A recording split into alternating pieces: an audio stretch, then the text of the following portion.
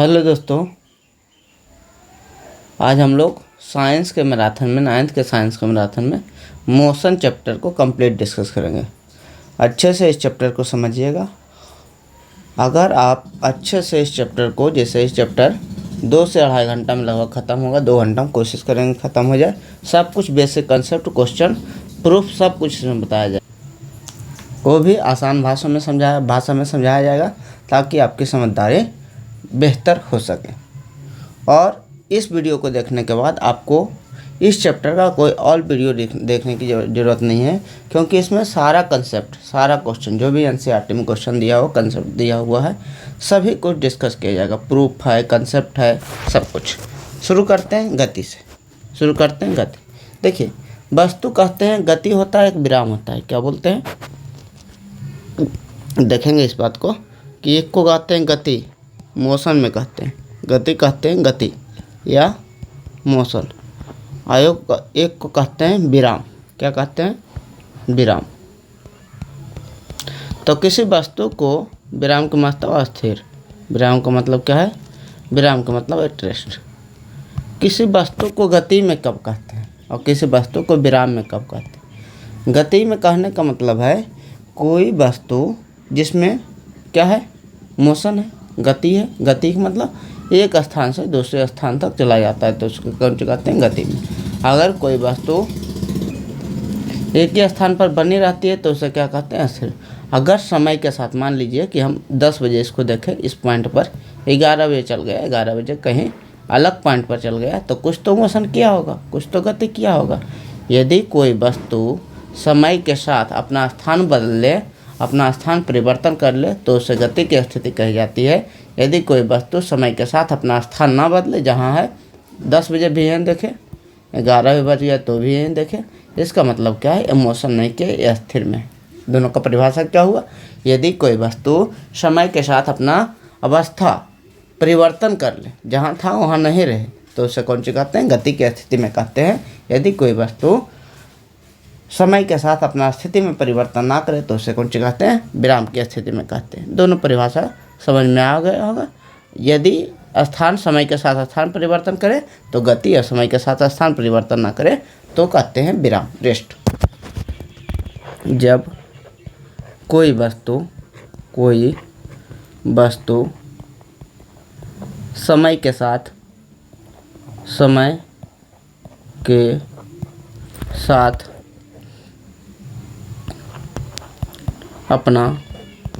स्थान परिवर्तन कर लेता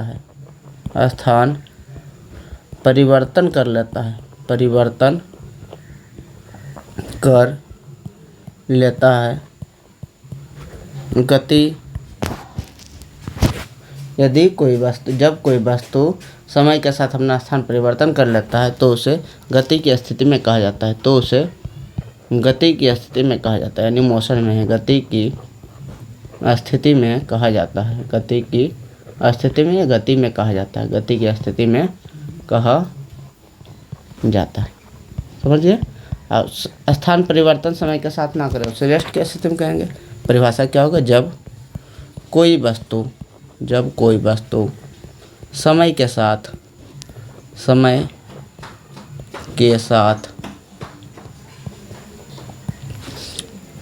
अपना स्थान परिवर्तन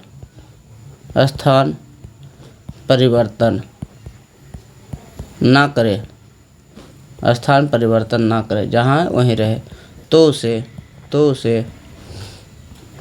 विराम की स्थिति में समझा जाता है, या विराम की स्थिति में कहा जाता है। विराम की स्थिति में कहा जाता है, विराम की स्थिति में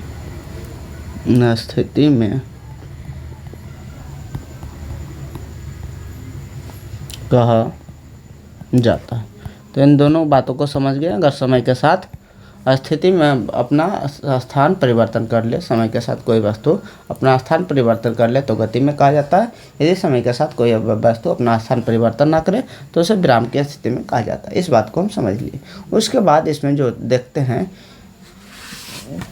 गति जो है, गति के प्रकार के बारे में बात करते हैं। उससे पहले हम थोड़ा विस्थापन और विस्थापन और दूरी के बारे में बात कर लेते हैं। एक क्या होता है दूरी और दूसरा विस्थापन।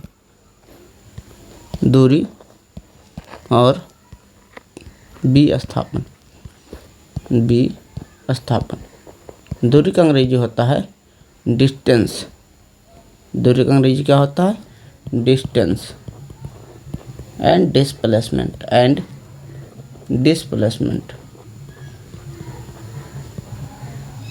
Distance and displacement.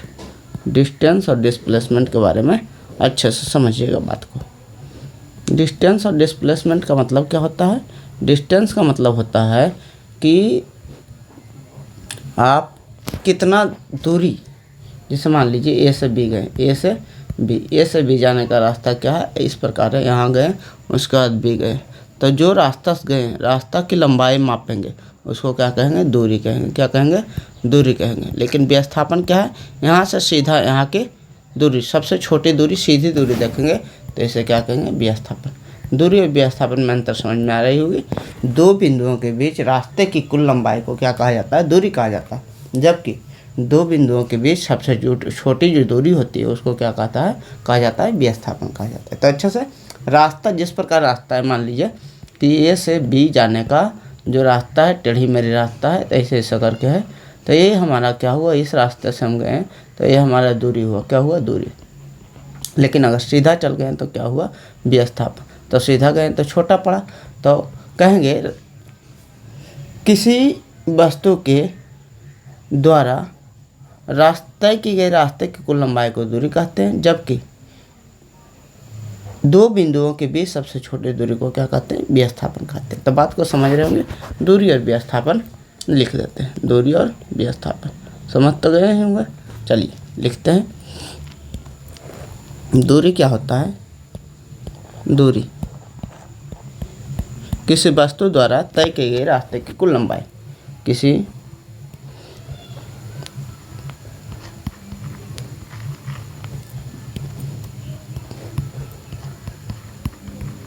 डिस्टेंस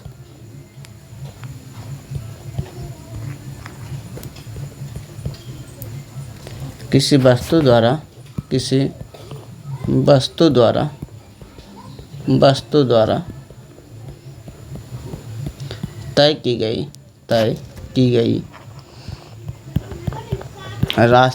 तय की गई रास्ते की कुल लंबाई को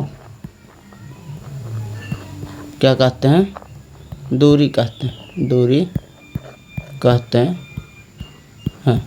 किसी वस्तु द्वारा तय की गई रास्ते की कुल लंबाई को दूरी कहते हैं, जबकि विस्थापन क्या होता है समझिए बात को।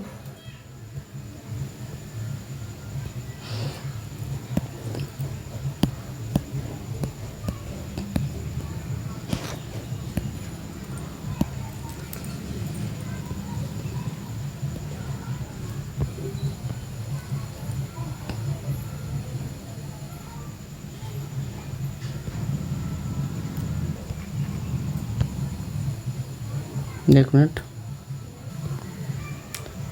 विस्थापन किसे कहते हैं। देखिए विस्थापन तो कहें दो बिंदुओं के बीच सबसे छोटी दूरी को क्या कहा जाता है विस्थापन कहा जाता है। विस्थापन किसे कहा जाता है तो कहें दो बिंदुओं के बीच की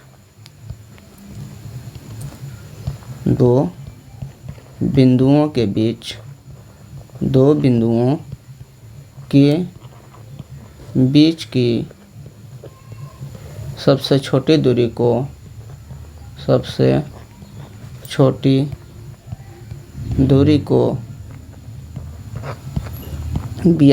कहा जाता है।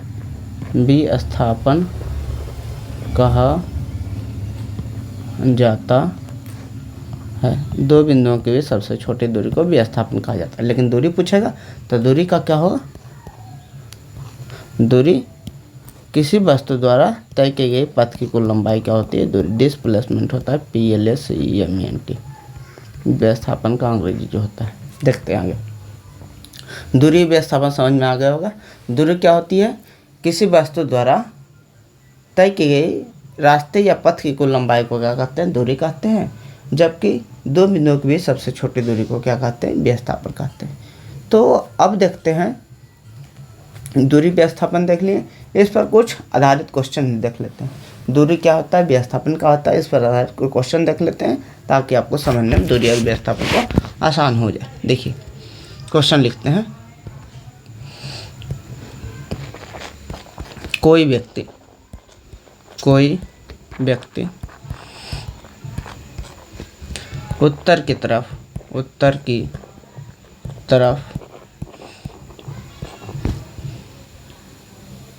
5 मीटर चलता है। फिर पूर्व दिशा में मुड़कर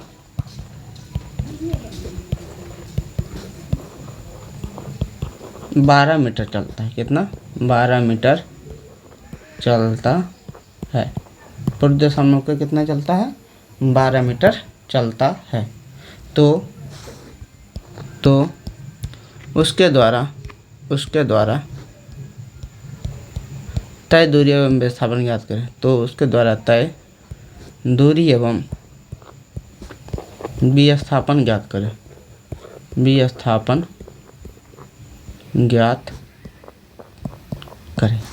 समझ लीजिएगा अच्छा से। कुछ क्वेश्चन लिख के देंगे और कुछ क्वेश्चन का फिगर बनाकर सोल्व करेंगे।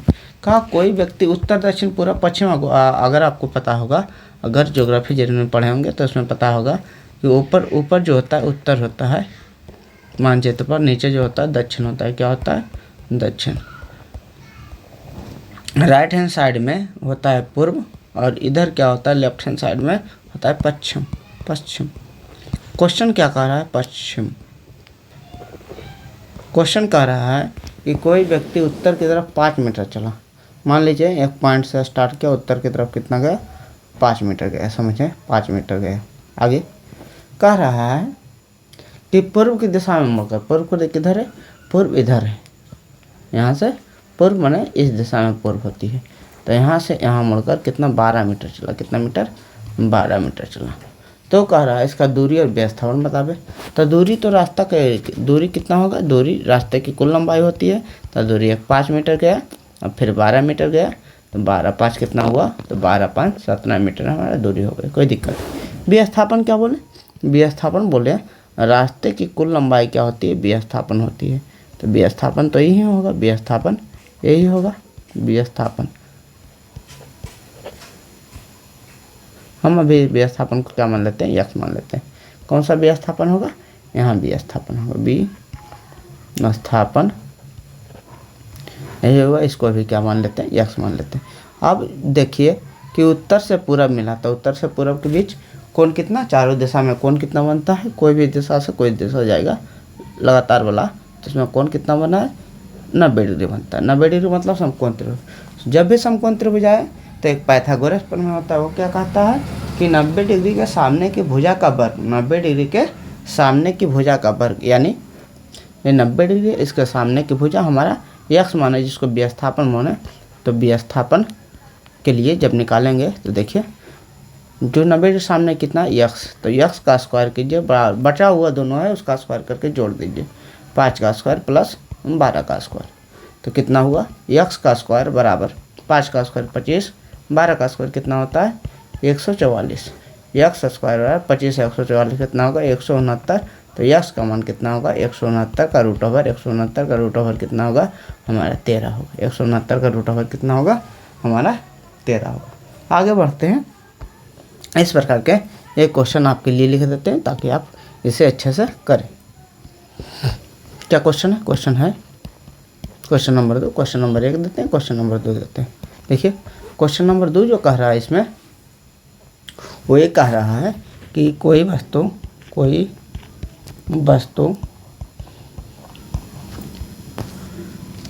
7 मीटर पूर्व की दिशा में चलता है। पूर्व की दिशा में चलता है।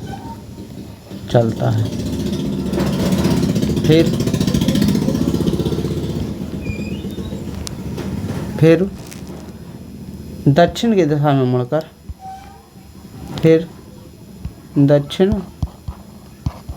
दिशा में मुड़कर, दिशा में मुड़कर 24 मीटर चलता है, 24 मीटर चलता है। तो क्या बताना है, दूरी और विस्थापन ज्ञात करें। तो दूरी और विस्थापन ज्ञात करें। तो दूरी और विस्थापन ज्ञात करें। इसके बाद जो हम सबको पढ़ना है वो थोड़ा और पढ़ना है। एक क्वेश्चन आप में से कीजिएगा ताकि दूरी और विस्थापन थोड़ा आप समझ सकें उस कॉन्सेप्ट को।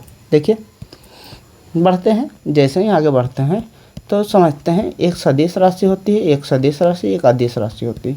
सदिश राशि एक होती है अदिश राशि। अदिश और क्या होता है, सदिश राशि। सदिश का मतलब क्या होता है, दिश का मतलब तो दिशा हो गया, सा का मतलब साथ। जब दिशा के साथ हो तो उसे क्या कहेंगे, सदिश राशि। अदिश का मतलब अदिश, दिश का मतलब दिशा, आ का मतलब नहीं होता। जैसा शुभ, शुभ के मतलब अच्छा चीज़ होता है, आ लग जाता है तो अशुभ के मतलब अच्छा चीज़ का नहीं होना अशुभ हो जाता है। तो आ का मतलब क्या है, नकारात्मक चीज़ दिखाता है, तो शुभ अशुभ।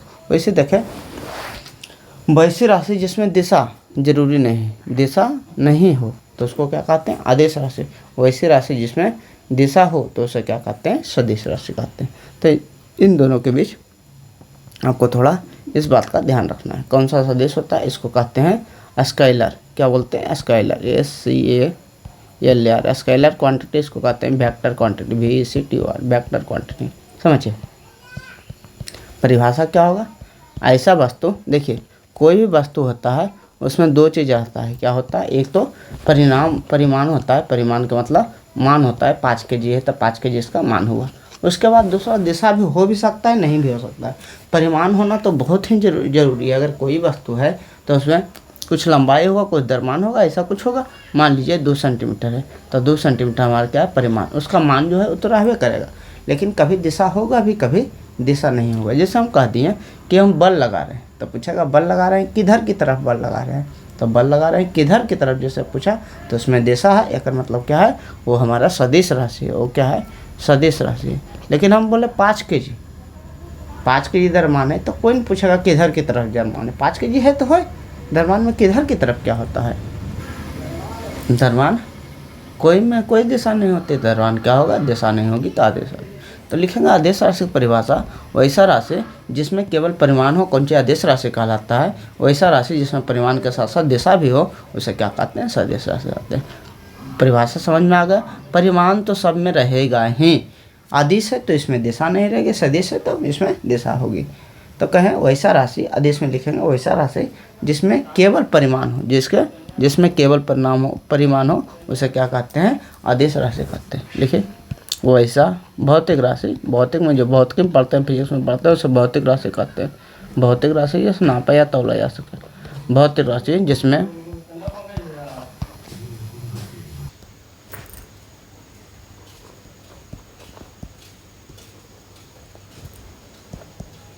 सिर्फ परिमाण होता है, परिमाण होता है, क्या कहलाता है, आदेश राशि कहलाता है। आदेश राशि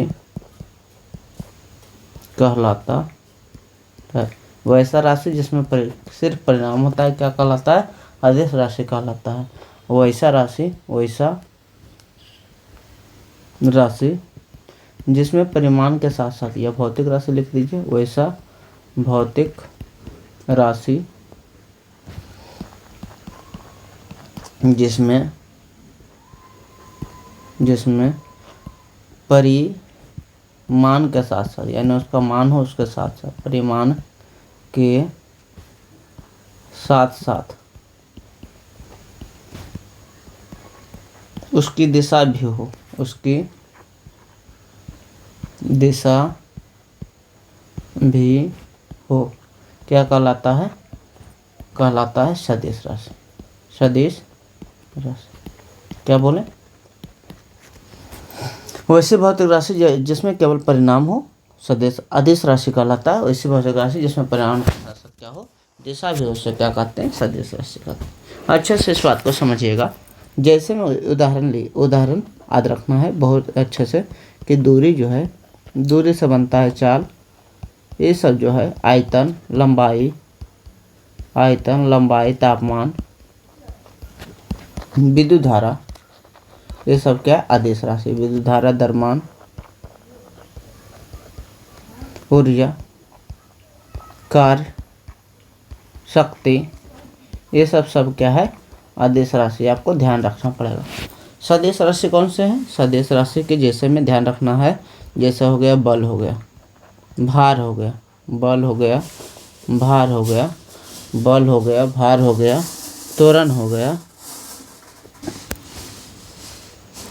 गया, वेग हो गया, संवेग हो गया, आवेग हो गया, जिसमें वेग रहेगा, संवेग हो गया, आवेग हो गया, ये सब जो हमारा सब राशि जो है कैसा भौतिक राशि आदि। देखिए आसान तौर पर अगर देखना चाहें कि कौन सदिश राशि है कौन अदिश राशि है, तो इसके लिए क्या याद रखना पड़ेगा, जिसमें भी बा आवे या भा आवे पूरी, तो उसे सदिश राशि के तौर पर देख सकते हैं। लेकिन इसमें दो अपवाद है। इसमें दो अपवाद कौन सा है? अपवाद है दाब और क्या है, दाब और विद्युत धारा। दाब और विद्युत धारा ये सब क्या है अपवाद है। जिसमें भी वह आवे भा आवे उस वक्त क्या होता है सदिश राशि होता है। लेकिन इसका दो अपवाद भी है। कौन सा है? अपवाद है। देखिए इसमें समझिए, इसमें बा आ रहा है सदिश है, इसमें भा आ रहा है सदिश है, पूरा आना चाहिए वो आ रहा है सदिश है, इसमें भी पूरा बा आ रहा है सदिश है, इसमें भी पूरा बा आ रहा है सदिश है, इसमें भी पूरा बा आ रहा है सदिश है।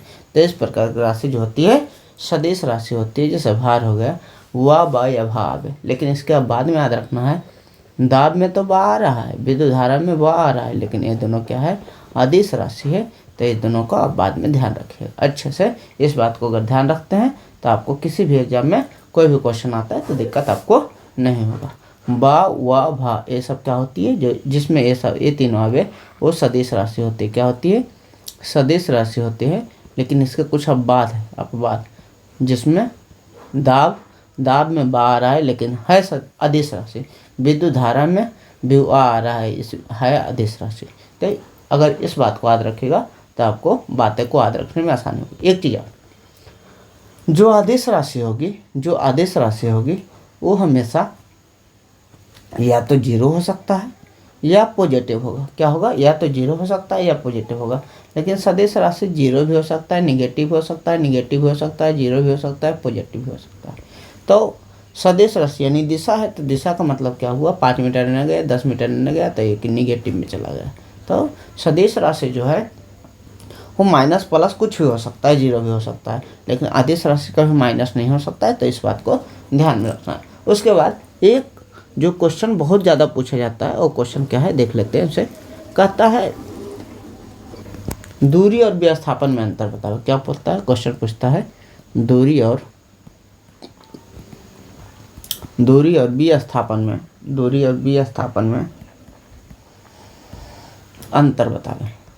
अंतर बताओ। समझिए, दूरी भी देख लिए और विस्थापन भी देख लिए। तो दूरी विस्थापन में अंतर जब लिखा जाता है तो सॉल्यूशन एक तरफ लिखेंगे दूरी और दूसरी तरफ क्या लिखेंगे विस्थापन। पहला कोई भी अंतर लिखना है तो उसका अगर परिभाषा है तो उसे परिभाषा लिखना पड़ेगा। दूरी क्या बोले? किसी वस्तु द्वारा तय की गई रास्ते की कुल लंबाई या पथ की कुल लंबाई को क्या कहते हैं? दूरी कहते हैं। किसी वस्तु द्वारा तय की गई रास्ते की कुल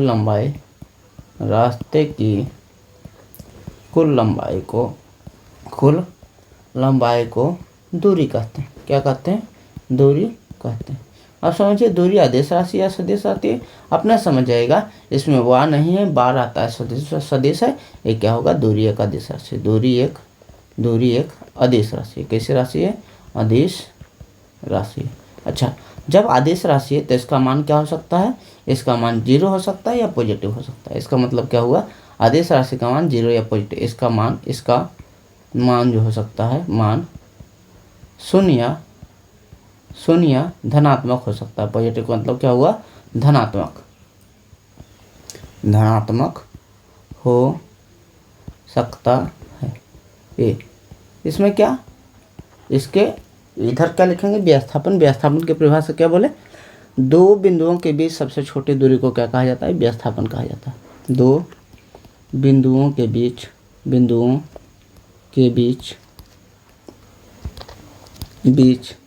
की सबसे छोटी दूरी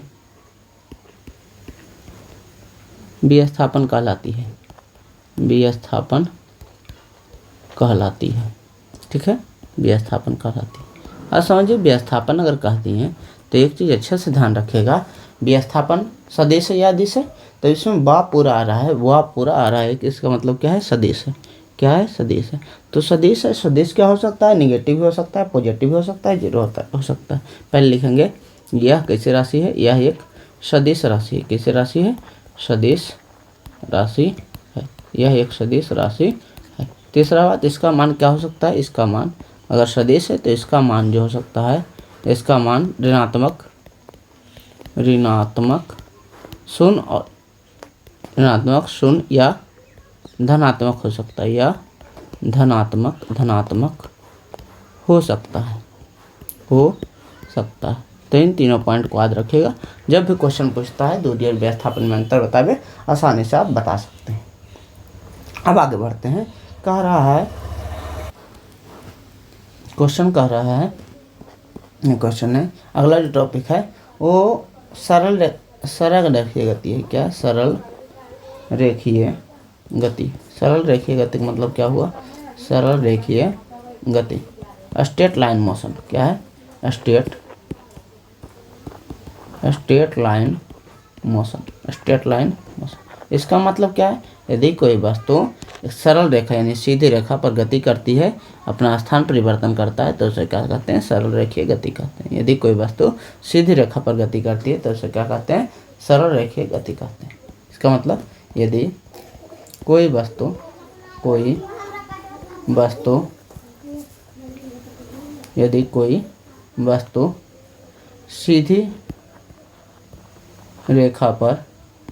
सीधी रेखा पर गति करता है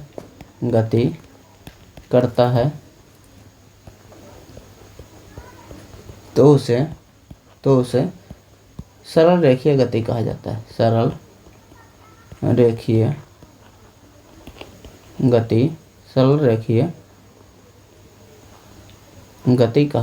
गति कहा जाता है। सरल रेखीय गति समझिएगा, क्या है सरल रेखीय गति, यदि कोई वस्तु एक सरल रेखा पर, एक सीधी रेखा पर गति कर रही है। जैसे मान लीजिए ये कोई वस्तु है, यहाँ से यहाँ जा रही है, तो ये सरल रेखा पर गति कर रही है, तो इसे क्या कहें, सरल रेखीय गति कहें। इसे क्या कहें, सरल रेखीय गति। अगला जो पढ़ना इसमें है, देखिए कुछ क्वेश्चन पहले इस पर आधारित एनसीईआरटी में दिया हुआ है, उसे कर लेते हैं। क्वेश्चन क्या है, क्वेश्चन हम लिखते हैं, अच्छे से समझा कर करते हैं। क्वेश्चन नंबर है, प्रश्न संख्या 1 है। पेज नंबर देखिएगा 82 का, पेज 82 में प्रश्न संख्या जो 1 है वो क्या है, क्वेश्चन नंबर 1, उसे सॉल्व करते हैं। क्वेश्चन क्या है वो लिखते हैं, एक वस्तु के द्वारा कुछ दूरी तय की गई। क्या क्वेश्चन बोल रहा है, एक वस्तु के द्वारा कुछ दूरी तय की गई। एक वस्तु के द्वारा कुछ दूरी तय की गई, ठीक बात है। आगे कह रहा है, क्या इसका विस्थापन शून्य हो सकता है, क्या इसका विस्थापन शून्य हो सकता है, शून्य हो सकता, क्या इसका विस्थापन शून्य हो सकता है, ठीक है। आगे क्या कर रहा है, अगर हाँ तो अपने उत्तर को उदाहरण के साथ समझाएं। अगर हाँ तो अपने उत्तर को उदाहरण के साथ समझाएं के साथ समझाएं। एक क्वेश्चन है, देखिए समझिएगा, अच्छा समझाएं। कह रहा है कोई वस्तु क्या करती है, कुछ दूरी तय करती है। ठीक बात है। जैसे क्वेश्चन ले लेते हैं, कोई वस्तु कह रहा है कुछ दूरी तय करती है। जैसे मान लीजिए यहाँ से गया, यहाँ से कुछ दूरी तय की है। कहा क्या इसका विस्थापन शून्य हो सकता है। तो दूरी का मतलब क्या हुआ, जैसे मान लीजिए यहाँ से गए हम 5 मीटर या 10 मीटर, हम 10 मीटर आगे गए। ठीक है, 10 मीटर आगे गए हैं, किस दिशा में, पूर्व की दिशा में। ये पूर्व दिशा है। क्या हुआ, बिंदु ए से स्टार्ट किए, आप पूर्व की दिशा में 10 मीटर आगे बढ़े। ठीक है, पूर्व की दिशा में। उसके बाद यहाँ से स्ट्रेट मुड़े, स्ट्रेट का मतलब बैक की तरफ मुड़े, और फिर 10 मीटर इधर चलाएं, 10 मीटर ही इधर चलाएं। तो क्या होगा, दूरी का मान, तो दूरी का मान कितना होगा, 10 प्लस 10, 10 प्लस 10 क्या होगा, 20 होगा। जबकि विस्थापन का मान, विस्थापन में दिशा भी है, तो अगर इस दिशा को पॉजिटिव मानते हैं, इस दिशा को पॉजिटिव मानते हैं, तो दूसरे दिशा को क्या मानना पड़ेगा, नेगेटिव मानना पड़ेगा।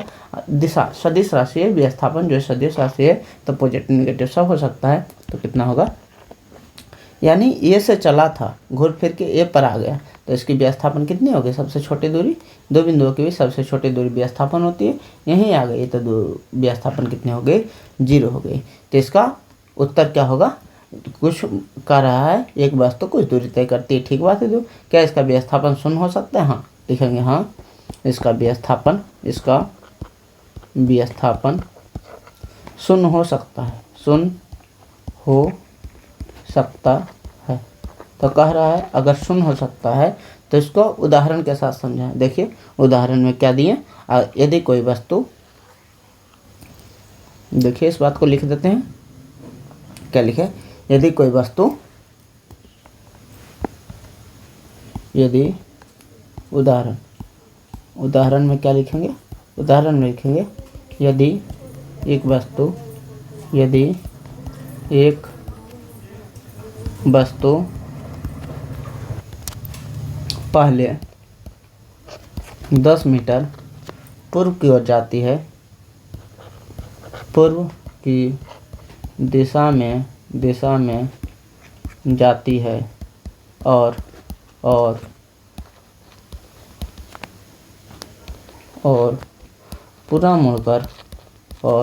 पुनः पश्चिम की दिशा में मुड़कर, यानी पूर्व जा रही थी अब पश्चिम मुड़ गई, इधर पश्चिम की दिशा में मुड़कर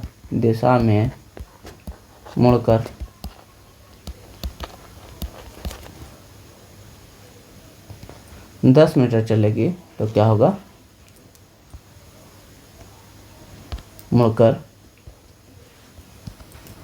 10 मीटर चलती है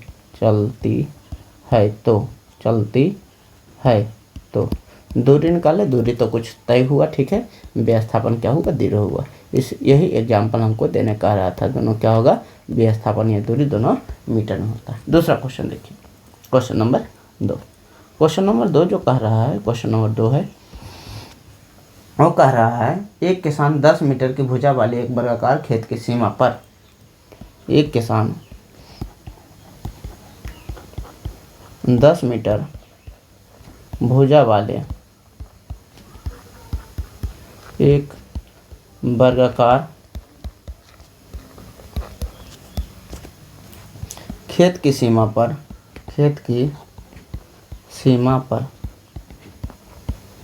एक किसान 10 मीटर भुजा वाले एक वर्गाकार खेत की सीमा पर 40 सेकंड में चक्कर लगाता है। कितना सेकंड में, 40 सेकंड में चक्कर लगाता है, 40 सेकंड में चक्कर लगाता है। ठीक है, 2 मिनट 20 सेकंड के बाद किसान के विस्थापन का परिमाण क्या होगा। 2 मिनट 20 सेकंड के बाद किसान के विस्थापन का परिमाण क्या होगा, यानी उसका विस्थापन का मान कितना होगा, ये बताना आपको है। देखिए अच्छे से क्वेश्चन को समझिएगा क्या क्वेश्चन कह रहा है। जो क्वेश्चन कह रहा है वो कहा एक किसान 10 मीटर भुजा वाले वर्गाकार खेत की सीमा पर 40 सेकंड में चक्कर लगाता है। ठीक है, इसका मतलब क्या हुआ, एक वर्ग है, वर्ग का मतलब चारों भुजा जिसके बराबर होती है उसे क्या कहते हैं, वर्ग। और बीच कोण कितना होता है, 90 डिग्री होता है। कितना भुजा है, 10 मीटर का भुजा है, 10 मीटर का भुजा है, 10 मीटर का भुजा है, 10 मीटर का भुजा है, इतना समझ के आगे कह रहा है कि 40 सेकंड में चक्कर लगाता है। मान लीजिए यहाँ से शुरू किया, ए से ए बी ऐसा करके घूमते घूमते ए बी ऐसा करके घूमा, ऐसा करके घूमा, तो कितना लगा यहाँ आने में 40 सेकंड, यानी एक चक्कर में कितना सेकंड लगता है, एक चक्कर में लगता है 40 सेकंड लगता है। ठीक है, आगे देखिए कहा 2 मिनट 20 सेकंड। 2 मिनट 20 सेकंड में कितना चक्कर होगा, समझिए पहले। 2 मिनट कहा, 2 मिनट 20 सेकंड।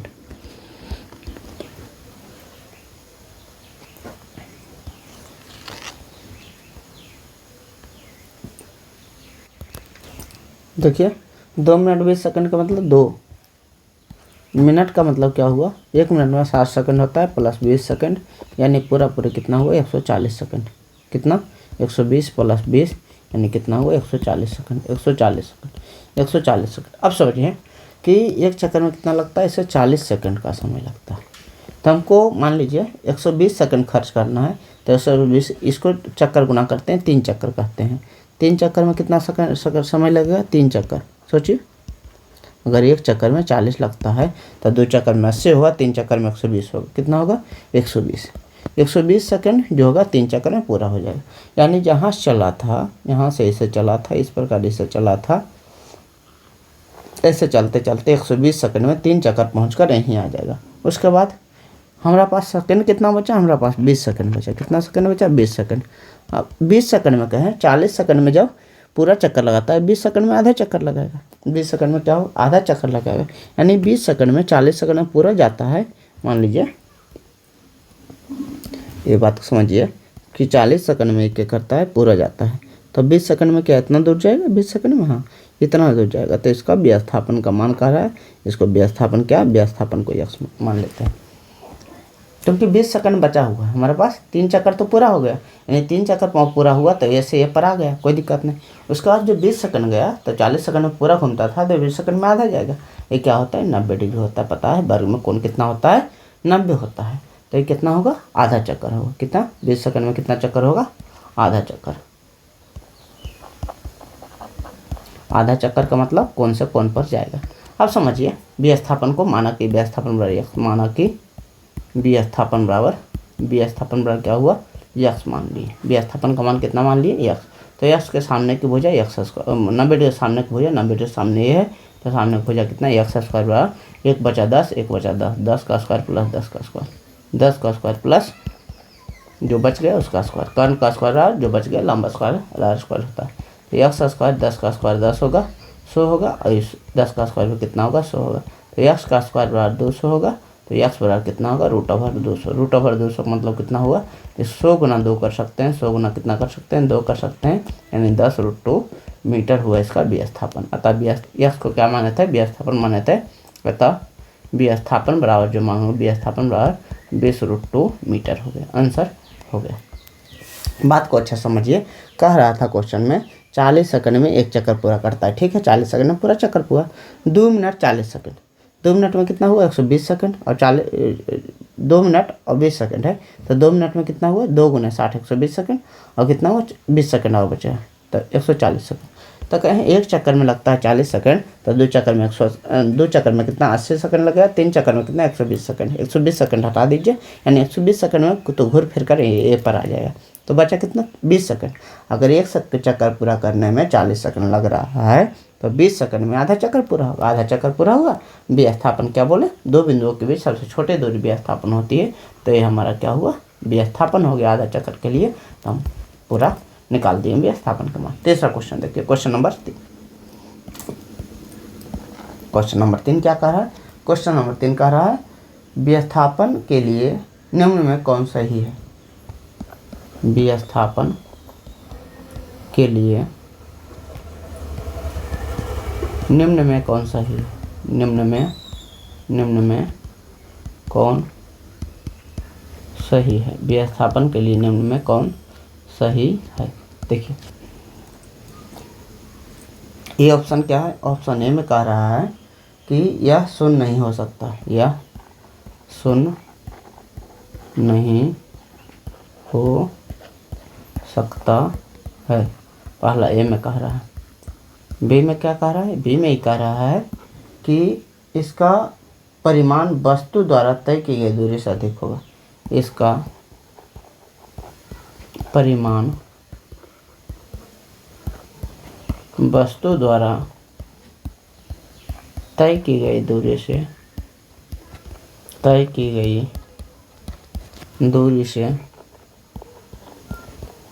अधिक होगा। क्या होगा, अधिक होगा, ऐसा क्वेश्चन बोल रहा है। अब सोचिए, बोले विस्थापन क्या है, सदिश राशि है, सदिश का मान निगेटिव भी हो सकता है, पॉजिटिव भी हो सकता है, जीरो भी हो सकता है। तो पहला तो कह रहा है जीरो नहीं हो सकता है, गलत बोल दिया, यानी पहला गलत बोला।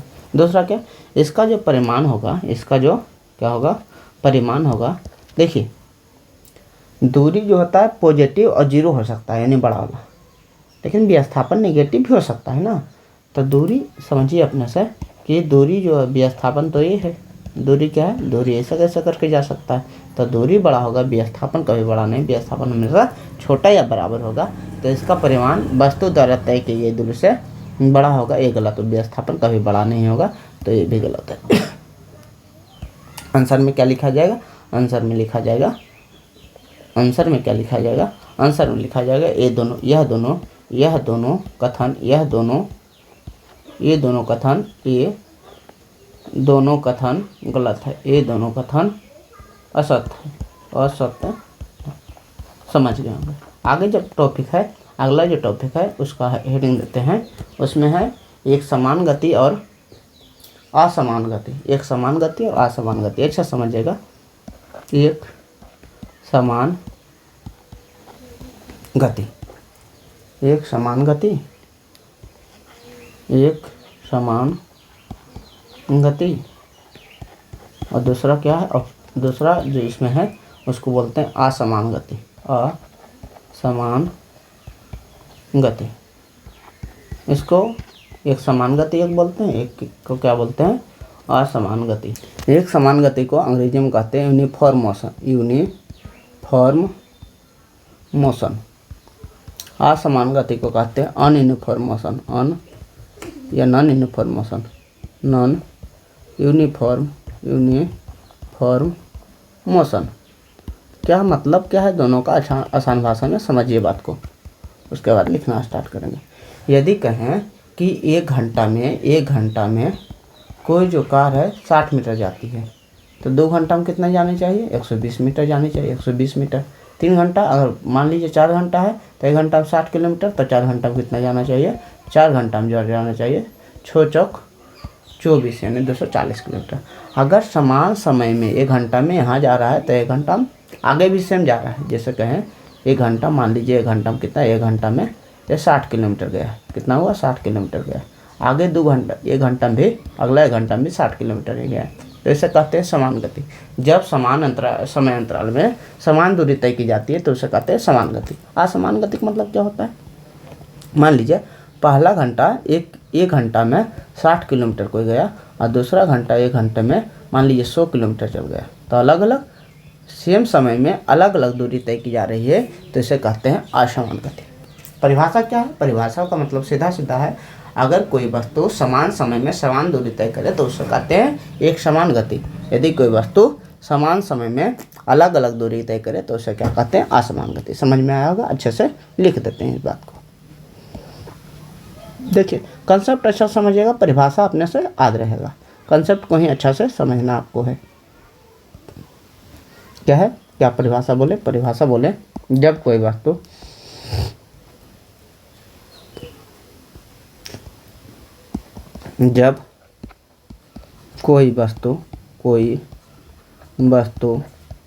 समान समय में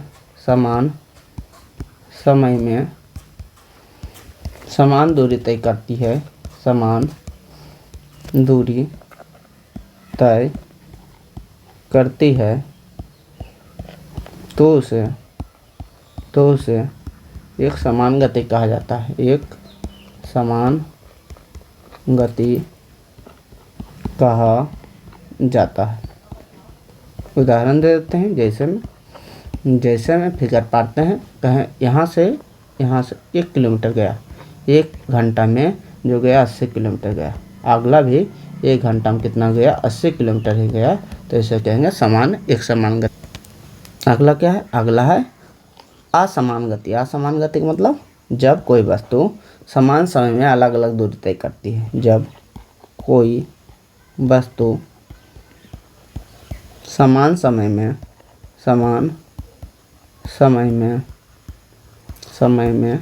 अलग अलग दूरी तय करती है, अलग अलग दूरी तय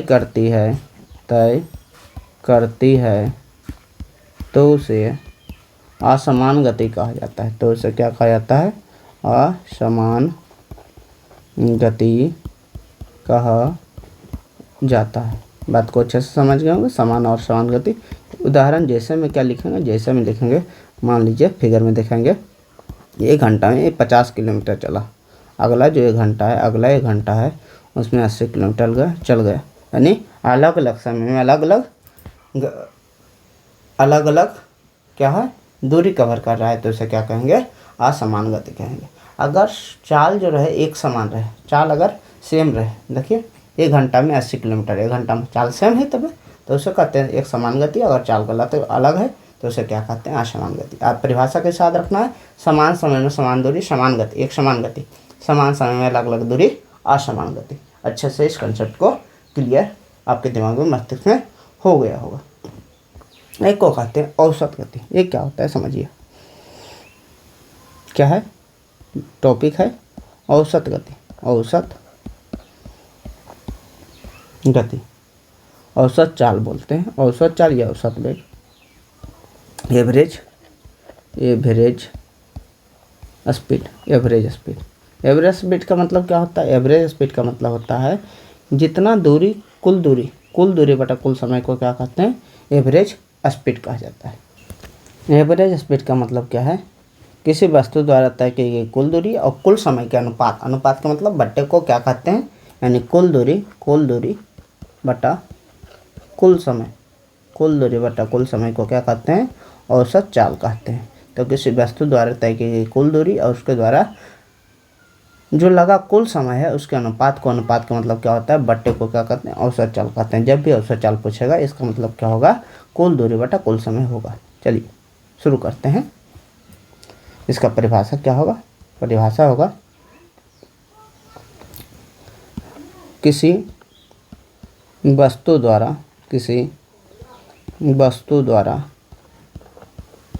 तय की गई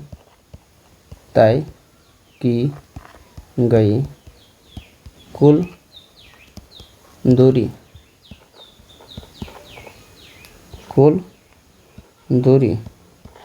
और दूरी तय करने में लगा समय और उसके द्वारा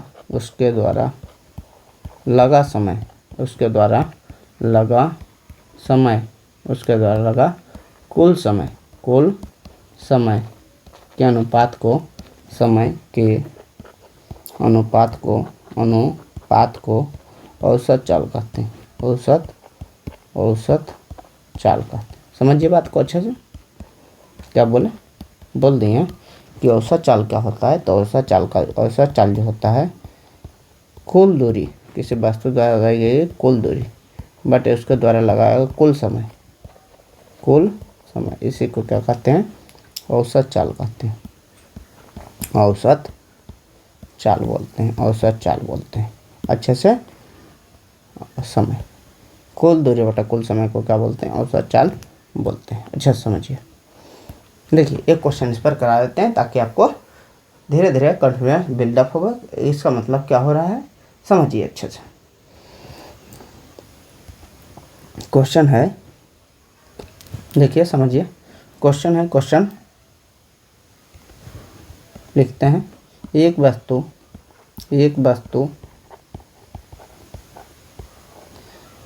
16 मीटर की दूरी 16 मीटर की दूरी 4 सेकंड में तय करती है। एक वस्तु 16 मीटर की दूरी कितने सेकंड में तय करती है? 4 सेकंड में तय करती है। तथा पुनः 16 मीटर की दूरी 2 सेकंड में तय करती है। 2 सेकंड में तय करती है। क्वेश्चन में कह रहा है वस्तु की औसत चाल क्या होगी? वस्तु की औसत चाल क्या होगी? देखिए आंसर, कहें औसत चाल का फॉर्मूला क्या बताएं? अभी जो बताएं औसत चाल का जो फार्मूला होगा, औसत चाल क्या बोला? पहले फिगर को एक बार देख लेते हैं कैसे। कहा पहला जो 16 मीटर है, 16 मीटर की दूरी कितना सेकंड में तय की गई? 4 सेकंड में तय की गई। ठीक है, यहाँ से यहाँ 16 मीटर था, ये कितना? 4 सेकंड में। अगला जो 16 मीटर है, पुनः 16 मीटर की दूरी कितना सेकंड में? 2 सेकंड में तय की गई। तो कह रहा है औसत चाल बताना। औसत चाल का भी फॉर्मूला पढ़े। औसत चाल बराबर पढ़े कुल दूरी बटा कुल समय। क्या पढ़े? कुल दूरी बटा कुल समय। कुल दूरी बटा कुल समय। कुल दूरी कितना होगा? कुल दूरी होगा 16 मीटर प्लस 16 मीटर। 16 प्लस 16 बटा कुल समय कितना होगा? एक में 4 सेकंड का लगा और एक में 2 सेकंड का लगा, तो 4 प्लस 2, 16 16 क्या हुआ? 32। 32 बटा 6, 32 बटा 6 को काटे 2 से काटे 16 बटा 3, कितना हुआ? 16 बटा 3 मीटर प्रति सेकंड। मीटर प्रति सेकंड, क्योंकि मीटर में है और भागा दिया सेकंड से, तो आंसर क्या होगा? मीटर प्रति सेकंड। क्वेश्चन को आप अच्छे से समझ रहे होंगे क्वेश्चन क्या कह रहा है। देखिए, अगर एक क्वेश्चन आपके लिए हम दे देते हैं ताकि आपको प्रैक्टिस कर सके, ताकि आपके कंसेप्ट और मजबूत हो, तो क्वेश्चन क्या रहेगा? क्वेश्चन रहेगा आपके लिए कि एक वस्तु 80 किलोमीटर की यात्रा 80 किलोमीटर एक वस्तु 80 किलोमीटर की यात्रा 3 घंटे में एवं 40 किलोमीटर की यात्रा 1 घंटे में तय करती है, तो उसका औसत चाल बताओ। उसका औसत चाल बतावे। क्या आपको कमेंट में आंसर करना है। एक पहला क्वेश्चन होमवर्क लिए दिए थे, यह होमवर्क नंबर 2 हो गया। Homework number 2। देखिए आगे बढ़ते हैं। कह रहा है दिशा के साथ चाल। इसमें अब आ जाएंगे हम लोग फार्मूला पर। क्या पढ़ना है अब हम सबको? जो टॉपिक है, अगला जो टॉपिक है वो हमारा चाल और वेग है। क्या है? टॉपिक है। टॉपिक का नाम लिखते हैं। टॉपिक का नाम है चाल और वेग। चाल और वेग। चाल का अंग्रेजी होता है स्पीड एंड वेलोसिटी। अच्छे से समझिएगा। बहुत ही आसान भाषा में आपको समझाने का प्रयास करेंगे, ताकि आपके दिमाग में कंसेप्ट आसानी से रह जाए। समझिएगा चाल क्या होता है। तो चाल को जब पढ़ते हैं तो चाल बराबर होता है दूरी बटा समय। चाल बराबर क्या होता है? दूरी बटा समय। वेग बराबर क्या होता है? वेग बराबर होता है विस्थापन बटा समय। चाल क्या बताएं? दूरी बटा समय। वेग क्या बताएं? विस्थापन बटा समय। तो अच्छे से एक बात ध्यान रखिएगा, परिभाषा क्या बोलेंगे? चाल की परिभाषा बोलेंगे किसी वस्तु द्वारा तय की गई दूरी और उसके द्वारा लगा समय के अनुपात को क्या कहते हैं? चाल कहते हैं। जबकि किसी वस्तु के विस्थापन और समय के अनुपात को क्या कहते हैं? वेग कहते हैं। विस्थापन समय के अनुपात को वेग कहते हैं, दूरी और समय के अनुपात को क्या कहते हैं? चाल कहते हैं। अब समझिए चाल क्या है? सदिश या अदिश है। वह देखिए ये क्या है? अदिश राशि है, ये क्या है, इसमें ये क्या है, वाह है पूरा, तो सदिश राशि। ये क्या है, ये सदिश राशि। आदेश सदिश से पकड़ ही लीजिएगा आप कि आदेश सदिश पकड़ना है जिसमें वाह आवे, वाह आवे, बा आवे और भा आवे, वो सदिश है। लेकिन अब बाद में 2 पढ़े, दावा विद्युत धारा छोड़कर। दावा धारा में बा और बा आ रहा है, लेकिन फिर भी ये आदेश है, तो आपको आदेश सदिश से पकड़ा ही जाएगा। दूरी चाल बराबर क्या है, दूरी बटा समय। वेग बराबर क्या है, विस्थापन बटा समय। तो अच्छे से परिभाषा अगर लिखेंगे चाल की तो कहेंगे किसी वस्तु द्वारा तय की गई दूरी और समय के अनुपात को क्या कहते हैं, चाल कहते हैं। विस्थापन और समय के अनुपात को क्या कहते हैं, हम वेग कहते हैं। हटाते हैं इसको, देखिए चाल।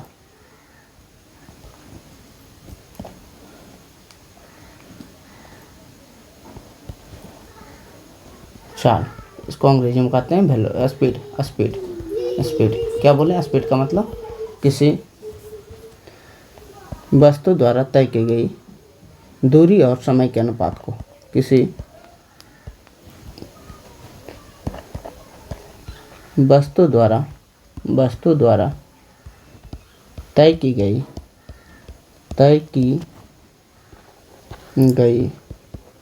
दूरी और समय के अनुपात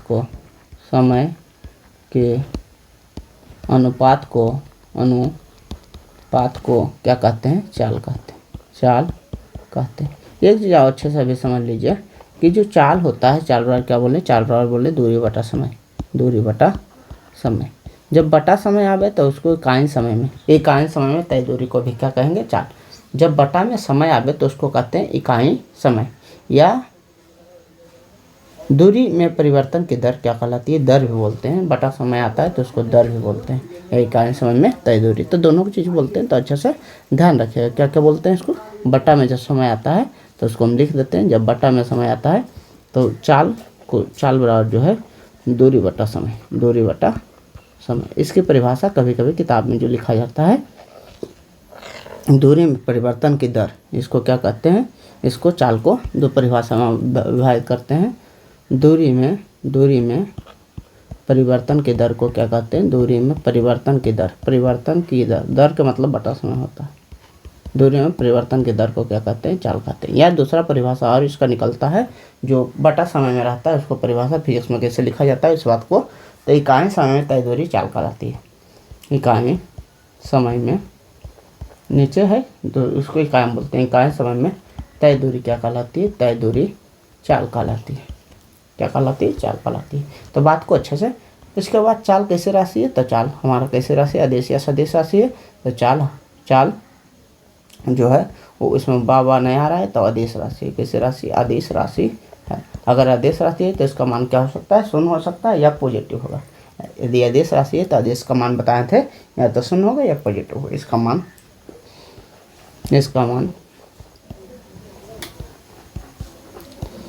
शून्य या धनात्मक हो सकता है। इसका मान कितना हो सकता है, शून्य या धनात्मक हो सकता है। इस बात को ध्यान रखना है।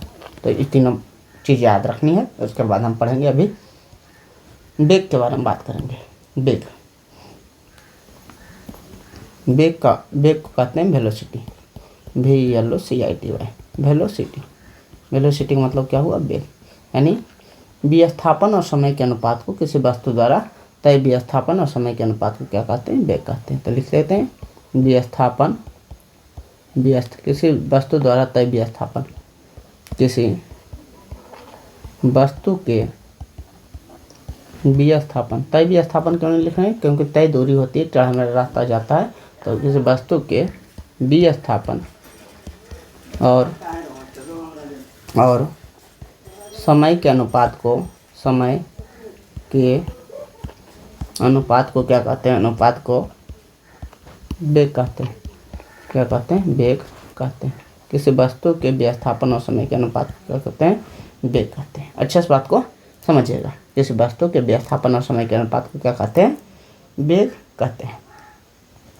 तो वेग का फॉर्मूला क्या हुआ, वेग का फॉर्मूला विस्थापन बटा क्या हुआ, विस्थापन बटा समय होगा। विस्थापन बटा क्या हुआ, समय होगा। समझिए वेग का परिभाषा क्या होगा, फॉर्मूला क्या होगा, विस्थापन बटा समय। इसको दूसरा तरीका से क्या लिख सकते हैं, इकाई समय में तय विस्थापन इकाई समय में बटा समय आया तो इकाई समय में तय विस्थापन, इकाई समय में किस इकाई समय में विस्थापन को क्या कहते हैं, विस्थापन को वेग कहते हैं। इकाई समय में विस्थापन को क्या कहते हैं, वेग कहते हैं। या विस्थापन में परिवर्तन के दर को विस्थापन में बटा समय है तो उसको दर भी कहते हैं। विस्थापन में परिवर्तन के दर को क्या कहते हैं, परिवर्तन की दर को क्या कहते हैं, वेग कहते हैं। दर का मतलब बटा समय। फिर इसमें हमेशा ध्यान रखिएगा इन चीज़ों को। तो देखिए आपको एक चीज़ समझ में आ गया, वेग कैसे राशि है, सदिश या दिश है, तब वेग कैसे राशि है। बा आ रहा है तो वेग सदिश राशि है। ब या भाव है, वेग कैसी राशि है, सदिश राशि है। अच्छा, वेग अगर सदिश राशि है तो इसका मान क्या हो सकता है, इसका मान कुछ भी हो सकता है। इसका मान सदिश राशि का नेगेटिव पॉजिटिव जीरो कुछ हो सकता था, नेगेटिव हो सकता है। क्या हो सकता है, इसका मान ऋणात्मक हो सकता है, ऋणात्मक हो सकता है, धनात्मक हो सकता है। क्या हो सकता है, धनात्मक हो सकता है। और क्या हो सकता है, शून्य हो सकता है। ऋणात्मक शून्य और धनात्मक हो सकता है। ऋणात्मक शून्य भी हो सकता है और या धनात्मक हो सकता है, या धनात्मक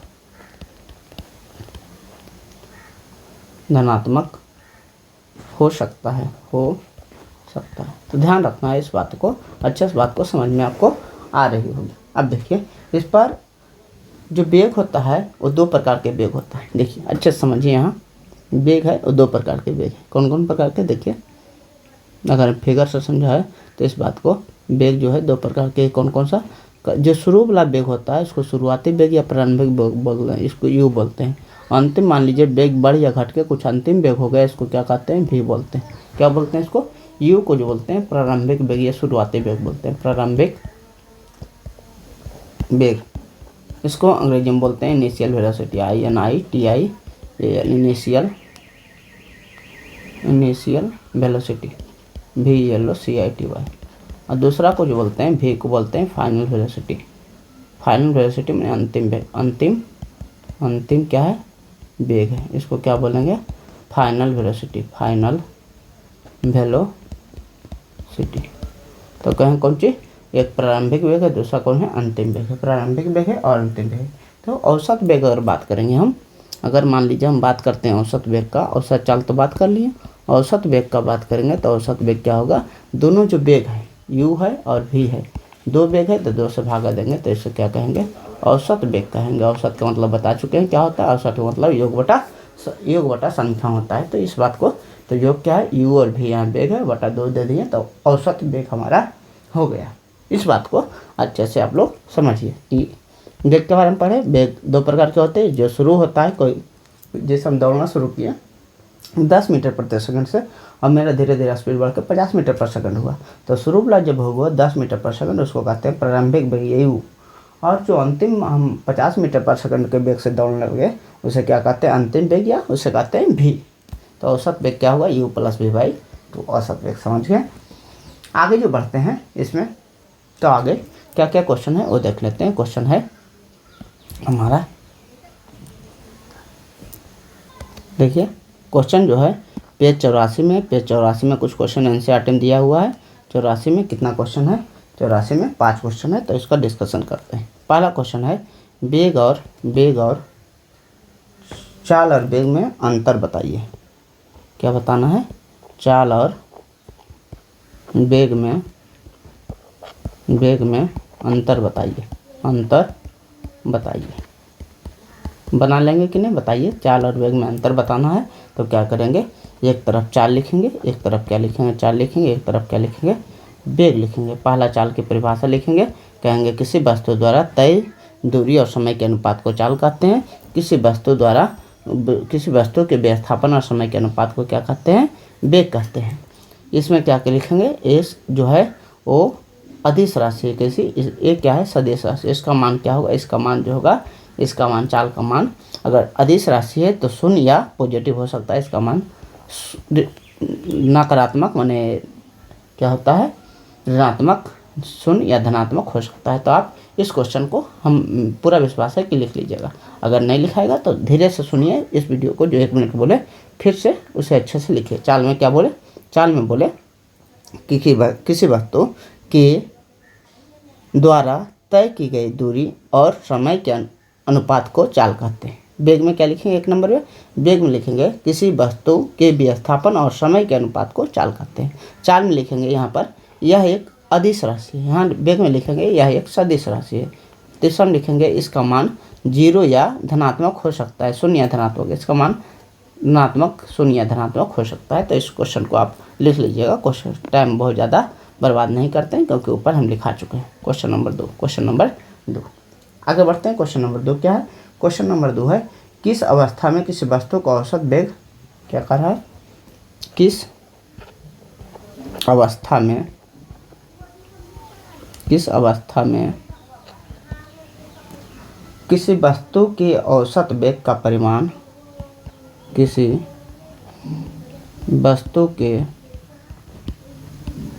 औसत वेग का परिमाण, औसत वेग का परिमाण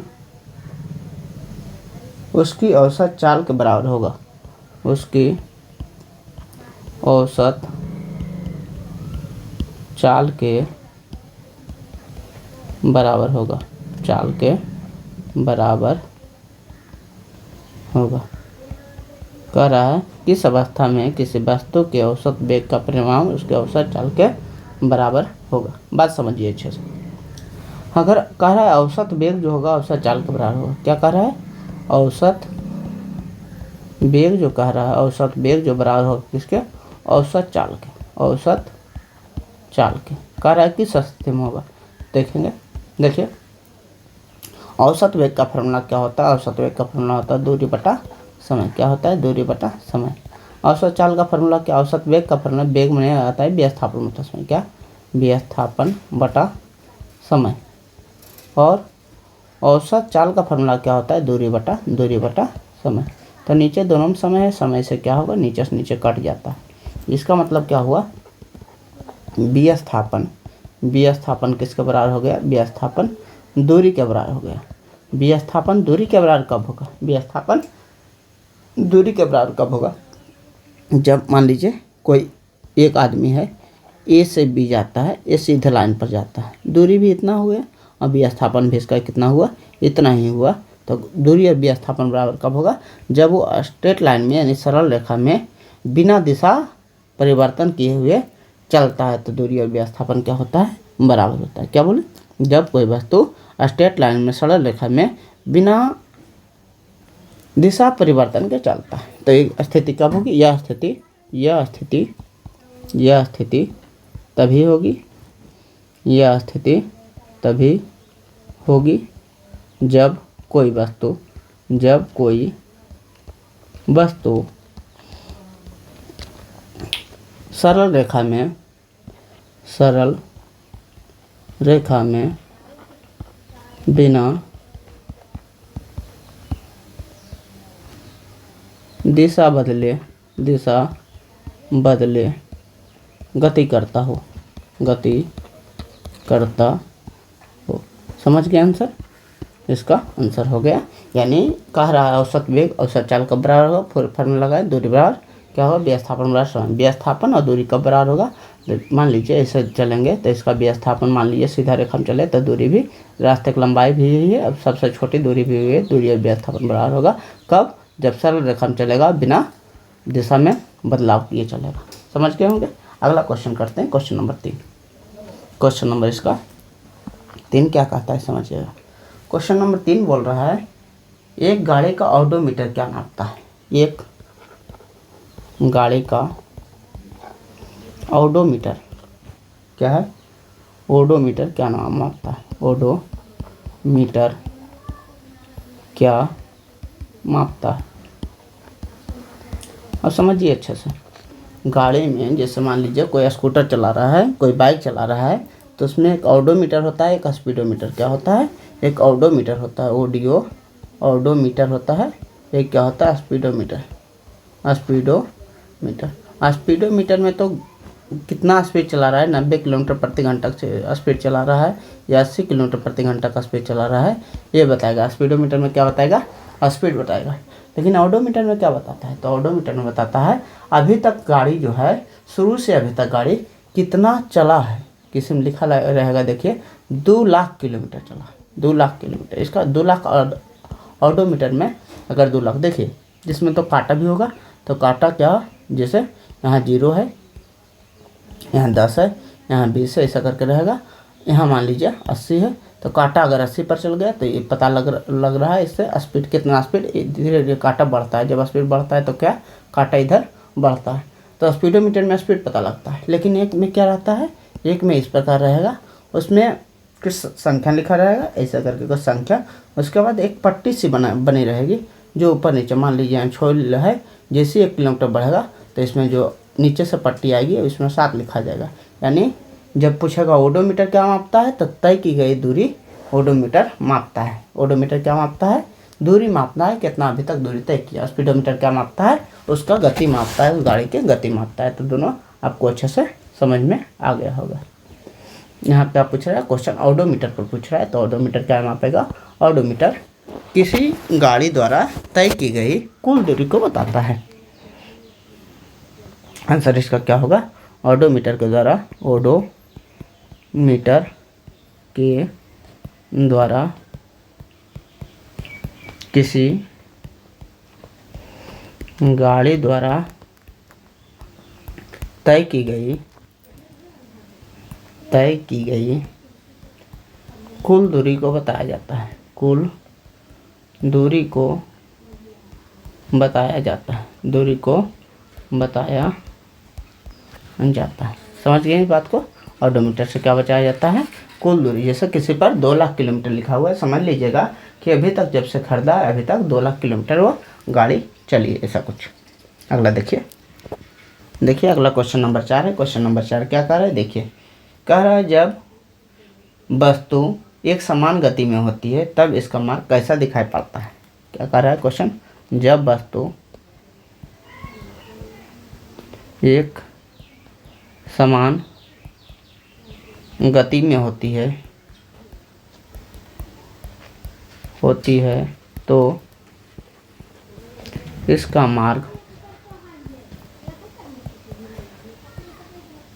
तो इसका मार्ग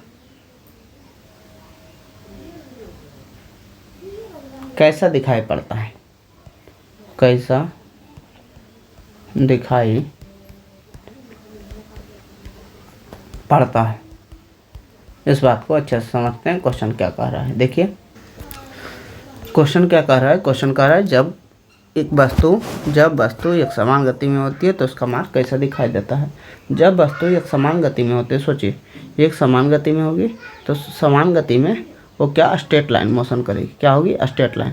क्योंकि अगर मान लीजिए स्ट्रेट लाइन मोशन नहीं करेगा तो हमारी क्या होगी, दिशा बदलती रहेगी, और दिशा बदलेगी तो गति, तो उसका दिशा बदलना यानी गति उसका चेंज होना। दिशा नहीं बदलेगी, कैसे होगी, एक समान गति में होगी तो स्ट्रेट लाइन मोशन करेगी। स्ट्रेट लाइन मोशन का मतलब 80 किलोमीटर है तो 80 किलोमीटर क्या होगी, अगर 1 घंटा में चलेगी तो आगे भी 80 किलोमीटर 1 घंटा में चलेगी। दिखाई कैसे देगी, एक समान गति हमेशा, एक समान गति जो होती है, एक समान गति जो होती है, सरल रेखीय मार्ग पर, सरल रेखीय मार्ग जैसा दिखाई देती है, सरल रेखीय मार्ग जैसा दिखाई देती है,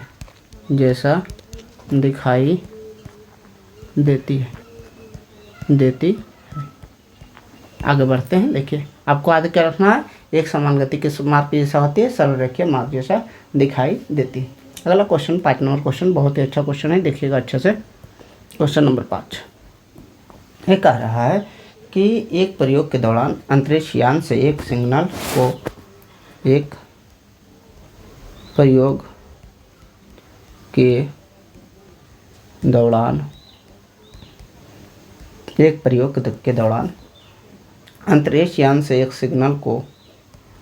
अंतरिक्ष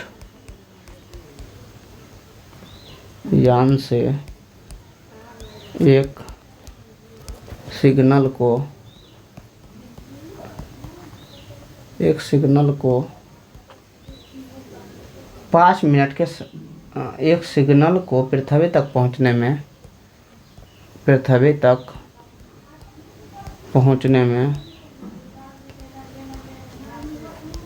5 मिनट का समय लगता है। 5 मिनट का समय लगता है। ठीक है, कह रहा है पृथ्वी पर स्थित स्टेशन से पृथ्वी पर स्थित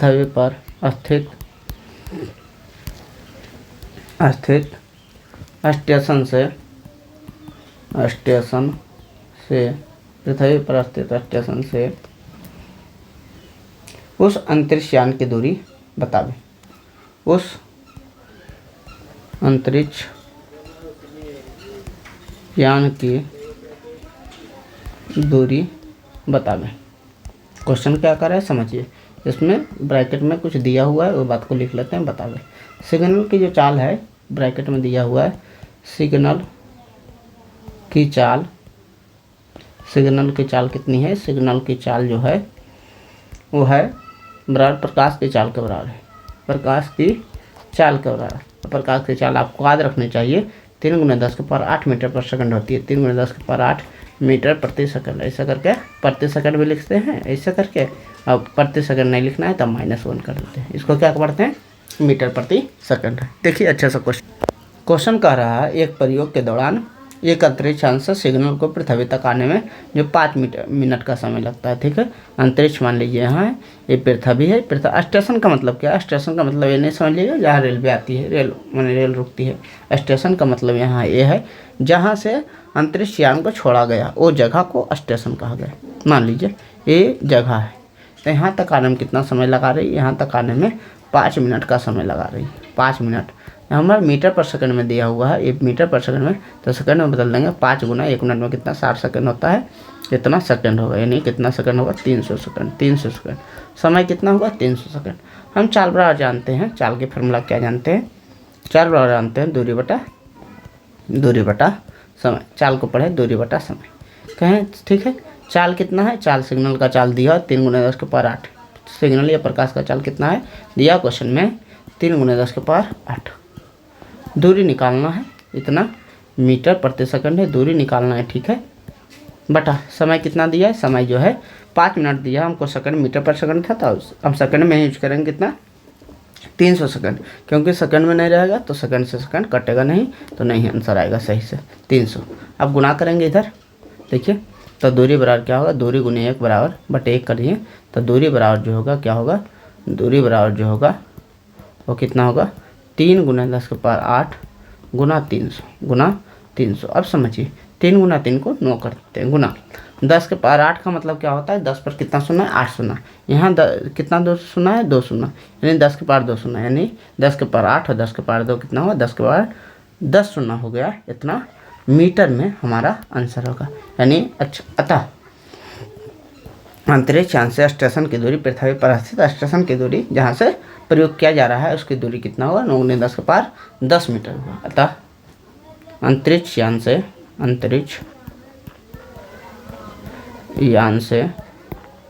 पृथ्वी पर स्थित स्टेशन की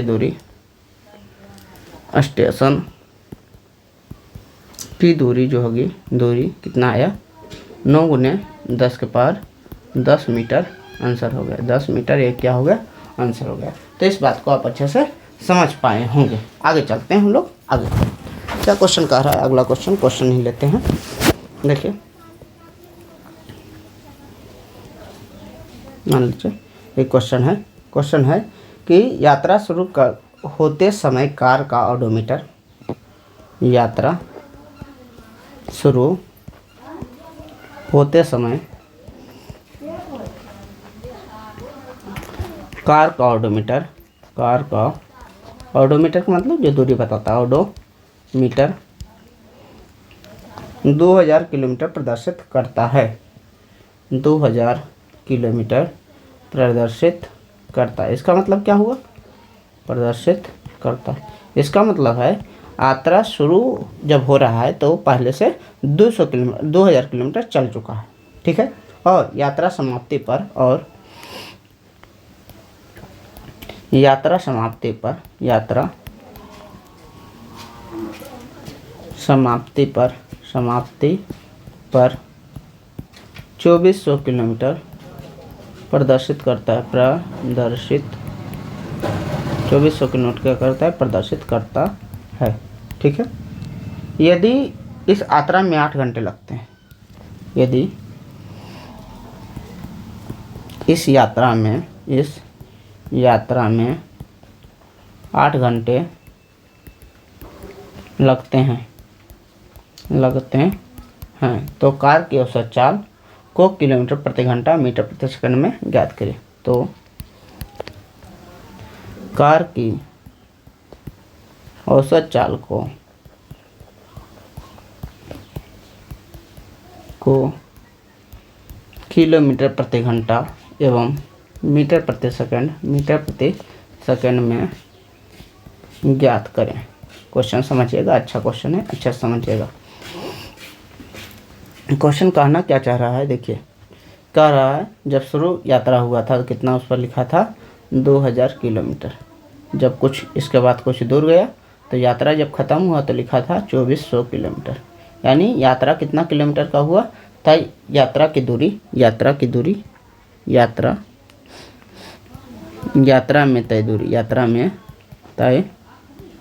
कितना है 2400 में 24, पहले तो 2000 चला था, अंतिम में कितना 2400 हुआ तो 400 मीटर ही चला। यानी 2400 किलोमीटर में कितना घटाएंगे, 2400 किलोमीटर में 2000 किलोमीटर घटा देंगे। कितना घटाएंगे 2000 किलोमीटर। क्यों?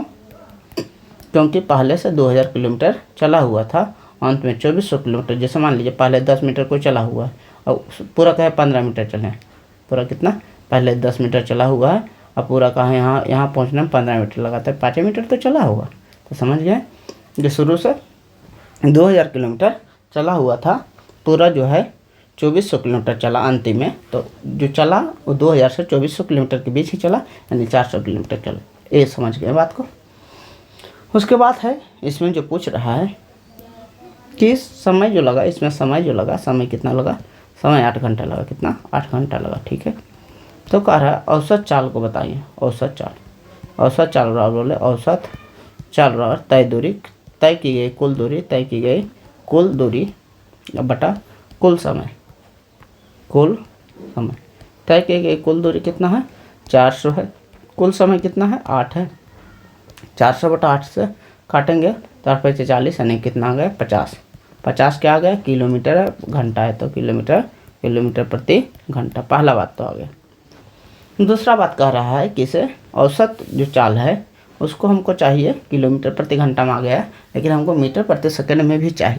देखिए औसत चाल कितना आया, औसत चाल जो हमारा आया, औसत चाल जो आ गया हमारा 50 किलोमीटर प्रति घंटा आ गया। 50 किलोमीटर प्रति घंटा, इसको बदलना है मीटर प्रति सेकंड में। तो 1 किलोमीटर में इसको लिख सकते हैं 50 गुना 1 किलोमीटर बटा 1 घंटा लिख सकते हैं, ठीक है। 1 घंटा लिख सकते हैं। तो 1 किलोमीटर में कितना मीटर होता है, तो 1000 मीटर होता है। सब जानते होंगे 1 किलोमीटर में कितना होता है 1000 मीटर होता है। 1 घंटा में कितना सेकंड होता है, तो 1 घंटा में 60 मिनट होता है। 60 मिनट में 60 सेकंड होता है, यानी 1 घंटा में 3600 सेकंड होगा। 1 घंटा में कितना होगा 3600 सेकंड होगा, 3600 सेकंड। तो इसका मान बैठा दीजिए 50 गुने 1 किलोमीटर का मान कितना है 1000 मीटर। 1000 मीटर बटा 1 घंटा का मान कितना है, 1 घंटा का मान 3600 सेकंड। कितना है 3600 सेकंड। काट दिए, काटे तो कितना 200 ना कट गया। इसको हम काटे तो 5 हो गया, ये कितना हो गया 18 हो गया। 5 18, तो इसको जब काटे तो 9 से कट गया, इसको कितना 25 से कट गया। कितना 25 से 25 से 125 बटा कितना हो गया 9 मीटर प्रति सेकंड आ गया। यानी किलोमीटर प्रति घंटा भी आ गया, मीटर प्रति सेकंड में आ गया। कोई दिक्कत आपको समझने में नहीं हुआ होगा। क्या किए, पहले तो दूरी निकालिए, दूरी से औसत चाल पूछा, कुल दूरी बटे कुल समय किया तो 50 आ गया। 50 के लिए किलोमीटर प्रति घंटा आ गया, लेकिन किलोमीटर प्रति घंटा के साथ साथ पूछ रहा था मीटर प्रति सेकंड में भी। तो उसको क्या किया, किलोमीटर को मीटर में बदल दिए और घंटा को क्या किया सेकंड में बदल दिए। एक आध क्वेश्चन आप करते हैं। इस वीडियो को, इस चैप्टर को सोच रहे हैं कि 2 पार्ट में करेंगे, क्योंकि एक पार्ट में बहुत लंबा होने वाला है। तो कुछ देरी 15-20 मिनट और पढ़ते हैं। उसके बाद एक अगला पाठ जो परसों जो छुट्टी है 26 तारीख को कुछ हरजितिया है, उसका छुट्टी है, उसमें हम आपसे अच्छे से अपलोड करेंगे, क्योंकि केवल जल्दीबाजी में करने से कंसेप्ट तो छूट जाएगा। तो कंसेप्ट तो छोड़ना है नहीं, जो भी पढ़ना है तसल्ली से पढ़ना है, अच्छे से पढ़ना है। देखिए क्वेश्चन नंबर क्या है, क्वेश्चन अगला जो क्वेश्चन है उसको देखते हैं। क्वेश्चन है अगला कि उषा 90 मीटर लंबे तालाब में तैरती है। उषा क्या करती है, उषा 90 मीटर लंबे, उषा 90 मीटर लंबे तालाब में तैरती है।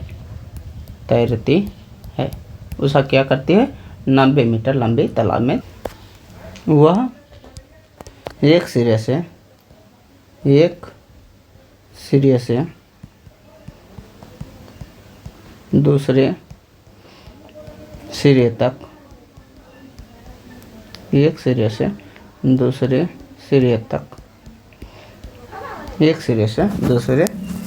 सिरे तक सरल रेखीय पथ पर जाती है, वापस आती है। सरल रेखीय पथ पर जाती है और वापस आती है,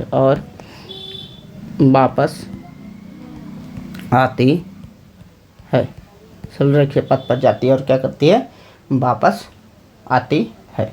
ठीक है। इस दौरान वह कुल 180 मीटर की दूरी, इस दौरान वह कुल 180 मीटर की दूरी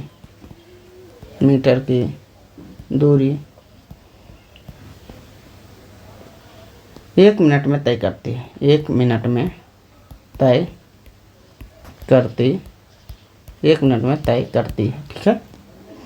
उषा का औसत चाल और औसत वेग ज्ञात कीजिए। उषा का औसत चाल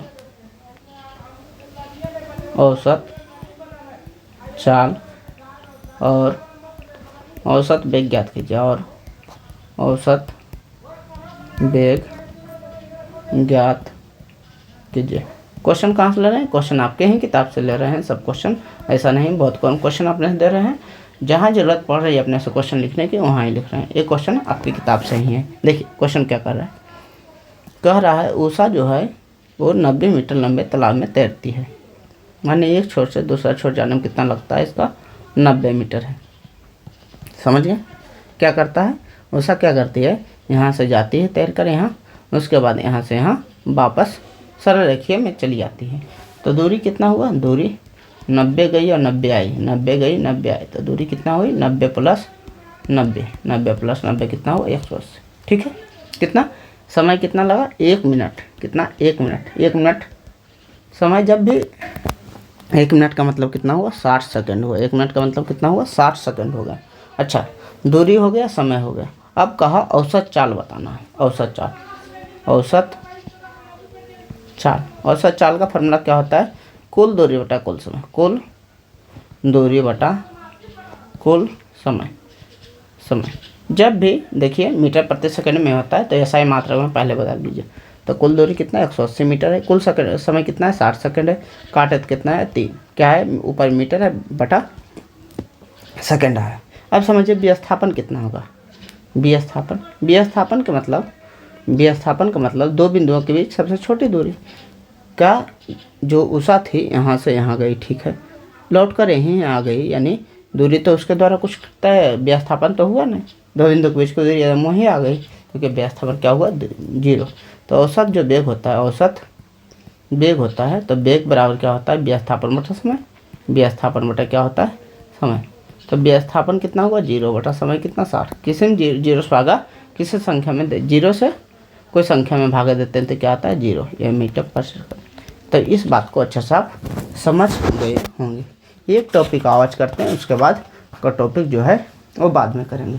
अभी का एक टॉपिक कौन सा करेंगे, अभी का एक टॉपिक करेंगे जो त्वरण है। त्वरण यानी वेग में परिवर्तन की दर को अच्छे से अभी समझ लेंगे, उसके बाद आगे का टॉपिक करेंगे।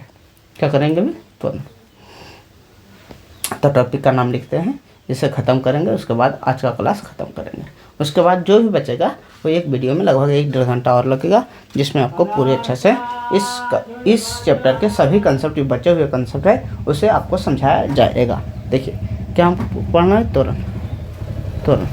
त्वरण का अंग्रेजी होता है एक्सीलरेशन, ACCELERATI। एक्सीलरेशन का मतलब, एक्सीलरेटर आप जानते होंगे।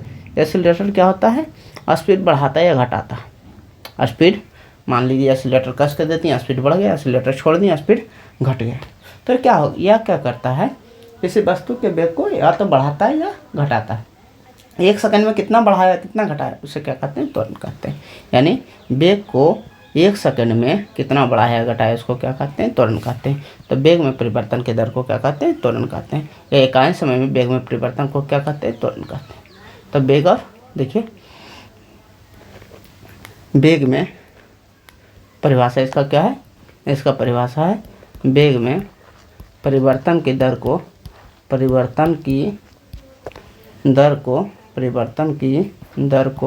क्या कहते हैं, वेग में परिवर्तन की दर को त्वरण कहते हैं। वेग में परिवर्तन की दर को क्या कहते हैं, त्वरण कहते हैं। समझिए अच्छे से, वेग में परिवर्तन की दर को क्या कहते हैं, त्वरण कहते हैं। वेग में परिवर्तन की दर को त्वरण कहते हैं। तो त्वरण बराबर क्या हुआ, वेग में परिवर्तन और दर का मतलब बटा समय बताए थे। वेग में परिवर्तन और दर का मतलब क्या, दर कभी लिखा रहे तो इसका मतलब होता है बटा समय। अब अच्छे से बात को समझिएगा। ये हो गया हमारा फार्मूला। त्वरण को एक्सीलरेशन बोलते हैं। एक्सीलरेशन के कारण इसे ए से डिनोट किया जाता है, किससे, ए से। तो कहें कोई वस्तु है, मान लीजिए कोई वस्तु है जो यू वेग से जा रहा था। कितना वेग से, शुरू वाला वेग को यू बोलते हैं, बाद वाला वेग को क्या बोलते हैं, भी बोलते हैं। जो बस एक वस्तु है जो यू वेग से जा रहा था, भी वेग हो गया कब, जो इस पर त्वरण लगा माने ये त्वरण लगा, यानी इसका एक्सीलरेटर बढ़ाएं तो इसका वेग क्या हो गया, भी। बढ़ाएं घटाएं तो इसका वेग कितना हो गया, भी। कितने सेकंड में हुआ, 30 सेकंड में हुआ, 30 सेकंड में हुआ। तो कहा कि इसका जो फार्मूला होगा, त्वरण बराबर क्या बोले, त्वरण बराबर वेग में परिवर्तन बटा समय। देखिए कहीं भी फिजिक्स में दर आवे तो उसका मतलब बटा समय होता है। एक चीज़ को ध्यान रखना है। दूसरा चीज़ को ध्यान रखना है, परिवर्तन का मतलब होता है घटाव। परिवर्तन का मतलब क्या होता है, घटाव। घटाव किससे, अंतिम वाला में से शुरू वाला घटाना, उसको क्या कहते हैं, परिवर्तन। कहें वेग में परिवर्तन, वेग क्या है, ये शुरू वाला वेग है, ये अंतिम वाला वेग है। तो क्या बोले, अंतिम वाला में शुरू वाला घटाना है, तो अंतिम क्या है, भी में से क्या घटाना है, यू। समय को क्या बोलते हैं, टी। त्वरण को क्या बोलते हैं, अगर इसको हम गुना अच्छे से करते हैं तो तिरछा गुना, तो भी माइनस यू बराबर क्या हुआ, 80 हो गया। तो भी बराबर क्या हुआ, माइनस है तो प्लस जाएगा, यू प्लस क्या हुआ, 80 हो गया। अच्छे से ये बात को हम समझ गए। ये पहला गति का पहला समीकरण है। इसे सॉल्व करने, प्रूफ करने पूछ सकता है। क्या कि गति के पहला समीकरण को प्रूफ करें, भी बराबर यू प्लस 80 को प्रूफ करें। तो इसे प्रूफ करना आपको आना चाहिए। किस प्रकार की है, देखिए अच्छे से एक बार। कहें त्वरण जो होता है वो क्या होता है, वेग में परिवर्तन की दर होता है। वेग में परिवर्तन की दर होता है। दर का मतलब क्या बोले, बटा समय होता है। ठीक है, त्वरण को क्या बोले, त्वरण को ये बोले। वेग में परिवर्तन का मतलब अंतिम वाला शुरू को घटाना है। ये शुरू को भी यू बोलते हैं, बाद को भी बोलते हैं। अंतिम क्या है, भी माइनस शुरू क्या है, यू बटा समय को क्या बोलते हैं, टी। गुना किए तो क्या हुआ, भी माइनस यू बराबर हमको आ गया 80। तो भी बराबर क्या हो गया, भी बराबर माइनस यू है तो प्लस यू प्लस 80। ये बात को अच्छे से आप समझ गए होंगे। आगे बढ़ते हैं। देखिए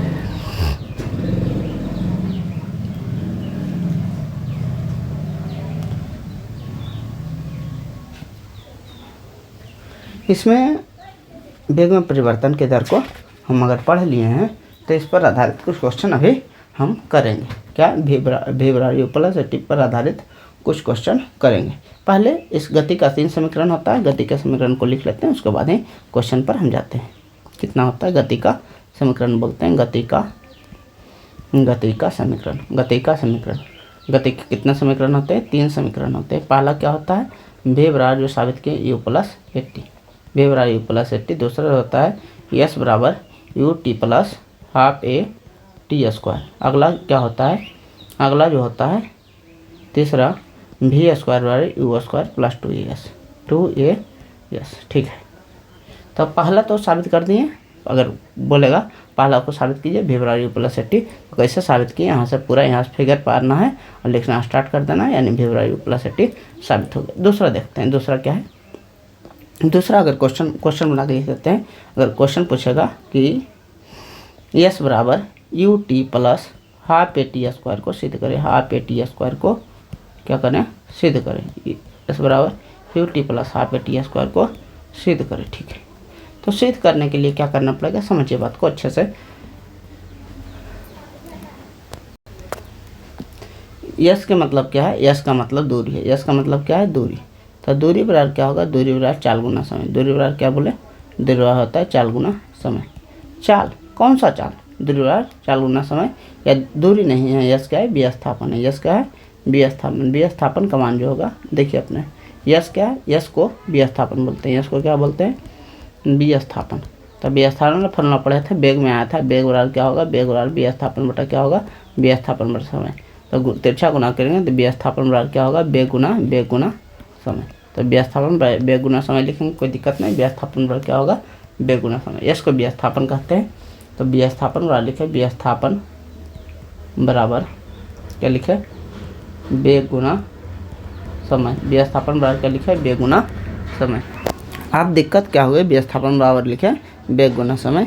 तो बेग तो हम 2 प्रकार के पढ़ते हैं, पहला को यू बेग कहते हैं, प्रारंभिक बेग है, बाद वाला को भी बोलते हैं। कौन सा बेग लें, तो इसमें दिक्कत आ गया, तो कहेंगे हम औसत बेग लेंगे। दोनों को जिसमें शामिल कर सके, कौन सा बेग है, औसत बेग लेते हैं। तो इसको विस्थापन बराबर बेग गुना समय लिखे, बेग गुना समय। लेकिन दिक्कत आ गया, कौन सा बेग ले, तो सोचेंगे क्या, औसत बेग ले, क्या औसत बेग। चलिए ठीक है, विस्थापन को यस बोलेंगे। औसत वेग का मतलब क्या, औसत वेग का पहले बता चुके हैं, 2 प्रकार के वेग है, यू है और भी है, दोनों को जोड़ेंगे, 2 से भाग देंगे, ये औसत वेग है। समय को क्या बोलेंगे, टी बोलेंगे। आगे बढ़िए, यू भी का फॉर्मूला भी साबित कर सकते हैं। वी बराबर फॉर्मूला होता है यू प्लस एटी। वी बराबर फॉर्मूला क्या होता है, यू प्लस एटी। वी बराबर फॉर्मूला होता है क्या, देखिए वी बराबर यू प्लस एटी। पहला जो फॉर्मूला है उसे साबित अभी कर चुके हैं, कैसे साबित हुआ, तो वी बराबर यू प्लस एटी यहाँ पुट करेंगे। भी का मान क्या, यू तो लिख दिए, और भी का मान कितना है, भी का मान यू प्लस एटी है, एटी बटा 2 इंटू टी, ठीक है। आगे करते हैं, यू प्लस यू कितना हुआ, 2u प्लस 80/2 इंटू टी, ठीक है। आगे बढ़े तो गुणा किए, देखिए 2u into T, 2ut plus A T square बटा क्या लिखे, 2, अलग अलग 2 को किए, तो 2ut बटा 2 प्लस ए टी स्क्वायर बटा 2। नीचे आगे कुछ नहीं तो 1 तो लगाइए सकते हैं, तो ये 2 से 2 गया, तो क्या हुआ, U T plus half 1/2 A T square लिख सकते हैं। क्या, ये फार्मूला मेरा साबित हो गया। कैसे साबित हुआ, आपको समझ में आया होगा। अच्छे से समझिएगा, 1-2 बार रिपीट करके तो बड़ी अच्छे से समझ में आएगा। क्योंकि यू का मान यहाँ दे दिया, भी का मान जो फार्मूला से यहाँ लाए थे वो हम यहाँ पुट कर दिए, अपने से साबित हो गया। अगला देखिए, अगला अगर सिद्ध करने बोल दे कि हमको सिद्ध कौन सा करना है, क्वेश्चन से अगर सिद्ध करना है वी स्क्वायर बराबर यू स्क्वायर प्लस 2as सिद्ध करना है। वी स्क्वायर बराबर क्या करना है, यू स्क्वायर प्लस 2as सिद्ध करें। तो अभी फार्मूला हम जानते देखे हैं, पहला फार्मूला क्या पढ़े हैं, वी बराबर यू प्लस एटी। हम जानते हैं कि क्या जानते हैं, वी बराबर क्या होता है, वी बराबर यू प्लस एटी। कह रहा है वी स्क्वायर, यानी दोनों का स्क्वायर करेंगे तो वी स्क्वायर आ जाएगा। देखिए यहाँ किया वी स्क्वायर बराबर, ये इधर क्या हुआ, यू प्लस एटी का होल स्क्वायर, दोनों बगल स्क्वायर किए, ठीक है। दोनों तरफ वर्ग करने पर लिखेंगे, दोनों तरफ वर्ग करने पर लिख सकते हैं, दोनों तरफ वर्ग करने पर। अगर दोनों तरफ वर्ग किए तो वी स्क्वायर बराबर क्या हुआ, वी का स्क्वायर हम किए, वी का स्क्वायर बराबर यू प्लस एटी का होल स्क्वायर किए, ठीक है। दोनों तरफ स्क्वायर कर दिए, तो इधर क्या हुआ, इधर आ गया वी स्क्वायर बराबर इसका ए प्लस बी का होल स्क्वायर, तो A square plus B square का मतलब A square T square plus 2ab, तो तीनों को गुणा करेंगे, 2u हो गया, ए का मतलब यू हो गया, टी का मतलब बी का मतलब एटी हो गया, समझ गए। तो वी स्क्वायर बराबर यू स्क्वायर प्लस हमको लाना है वी स्क्वायर बराबर यू स्क्वायर, तो लिखा हुआ है। देखिए हमको आगे जो फार्मूला लाना है उसमें 2as लाना है, तो हमको तो 2a लाना पड़ेगा कहीं से, तो 2a देखिए पहला में इसमें 2a नहीं है, तो 2 से हम गुना और 2 से भागा कर सकते हैं। क्यों? क्योंकि हमको 2a कॉमन चाहिए यहाँ सिद्ध करने के लिए, क्योंकि यहाँ चाहिए हमको। तो 2 से गुना 2 से भाग कर लिए। ये 2 नहीं था, यहाँ क्या कर लिए हम गुना भाग कर लिए। इस दोनों को गुना भागा, यहाँ ये प्लस था यहाँ, तो 2 से गुना 2 से भाग कर लिए। क्या किए? 2 कॉमन ले लिए, 2a कॉमन ले लिए। 2a कॉमन जैसे लिए तो 2a कॉमन लिए तो देखिए 1 का स्क्वायर है, a इसमें कॉमन लिए तो ये बच गया। उसके बाद क्या बचा? इस t स्क्वायर बचा रह गया बटा 2 बचा रह गया, प्लस 2a एक इसमें कॉमन ले लिए तो 2a निकल गया, तो बचा गया क्या? ut बचा। क्या बचा? 2a निकल गया तो हमारा ut बचा। क्या? ut। अगर इसको अच्छा सरिया कर लिख सकते हैं तो यहाँ तो 1 लिख सकते हैं। देखिए यहाँ क्या लिख सकते हैं? 1 लिख सकते हैं। तो इसको अच्छा से अगर सरिया कर लिखे v स्क्वायर और u स्क्वायर प्लस 2a इसको सरिया कर लिखे। अगर 3 + 4 रहे तो उसको 4 + 3 लिख सकते हैं, कोई दिक्कत नहीं। आएगा कितना? जोड़ में 7 ही आएगा, जोड़ में इधर उधर कर सकते हैं। यहाँ जोड़ है तो इसको ut प्लस इसको लिख सकते हैं 1/2 a square. ut plus 1/2 a square अभी पढ़े हैं। v स्क्वायर बराबर u square plus 2a। ut plus half a square किसका पढ़े? ut plus half a square किसका मान होता है? यस का मान होता है। यहाँ क्या रख दिए? यस रख दिए। हमारा फार्मूला क्या हो गया? साबित हो गया। अच्छे से हम एक बार साबित कर चुके हैं पूरे फार्मूला को। ठीक है, तो आज की कहानी यहीं तक रखते हैं। उसके बाद क्या करेंगे? इसका नंबरिकल अगले वीडियो में, जो परसों का वीडियो होगा, 1.5 घंटा लगभग लगेगा पूरा चैप्टर को ख़त्म करने में। तो उसका नंबरिकल अगले वीडियो में, इसमें ग्राफ सीखेंगे, नंबरिकल सीखेंगे और क्या क्या सीखेंगे। ग्राफ बच गया, नंबरिकल बच गया, वृत्तीय गति और बच गया, इसमें एक समान वृत्तीय गति, इस प्रकार के क्वेश्चन अभी बचे हुए हैं। यानी मेन रूप से ग्राफ सीखेंगे और वृत्तीय गति के बारे में समझेंगे। तो आज के लिए इतना ही। अगला क्लास में क्या, ग्राफ से भी इस थ्योरम को, माने कम से कम इसको तो अच्छे से ग्राफ से भी सिद्ध करना सीखेंगे। ग्राफ से कैसे सिद्ध किया जाता है पूरा ग्राफ, अच्छे से ग्राफ से कैसे नंबरिकल बनता है, बाकी इस तीनों जो फार्मूला है उस पर नंबरिकल कैसे पूछा जाता है, इन सभी बातों पर डिटेल में से चर्चा करेंगे। तो ये हमारा मोशन का पार्ट 1 हो गया, जिसे आप अच्छे से देखिएगा। कोई अगर दिक्कत हो तो कमेंट में डाल दीजिएगा, सर ये नहीं समझ में आया, उसे अगले वीडियो में और अच्छे से समझा दिया जाएगा। Thank you so much for watching this video. अगर ये वीडियो आपको अच्छा लगे तो वीडियो को लाइक शेयर सब्सक्राइब करें, अपने दोस्तों तो जरूर शेयर करें। Thank you.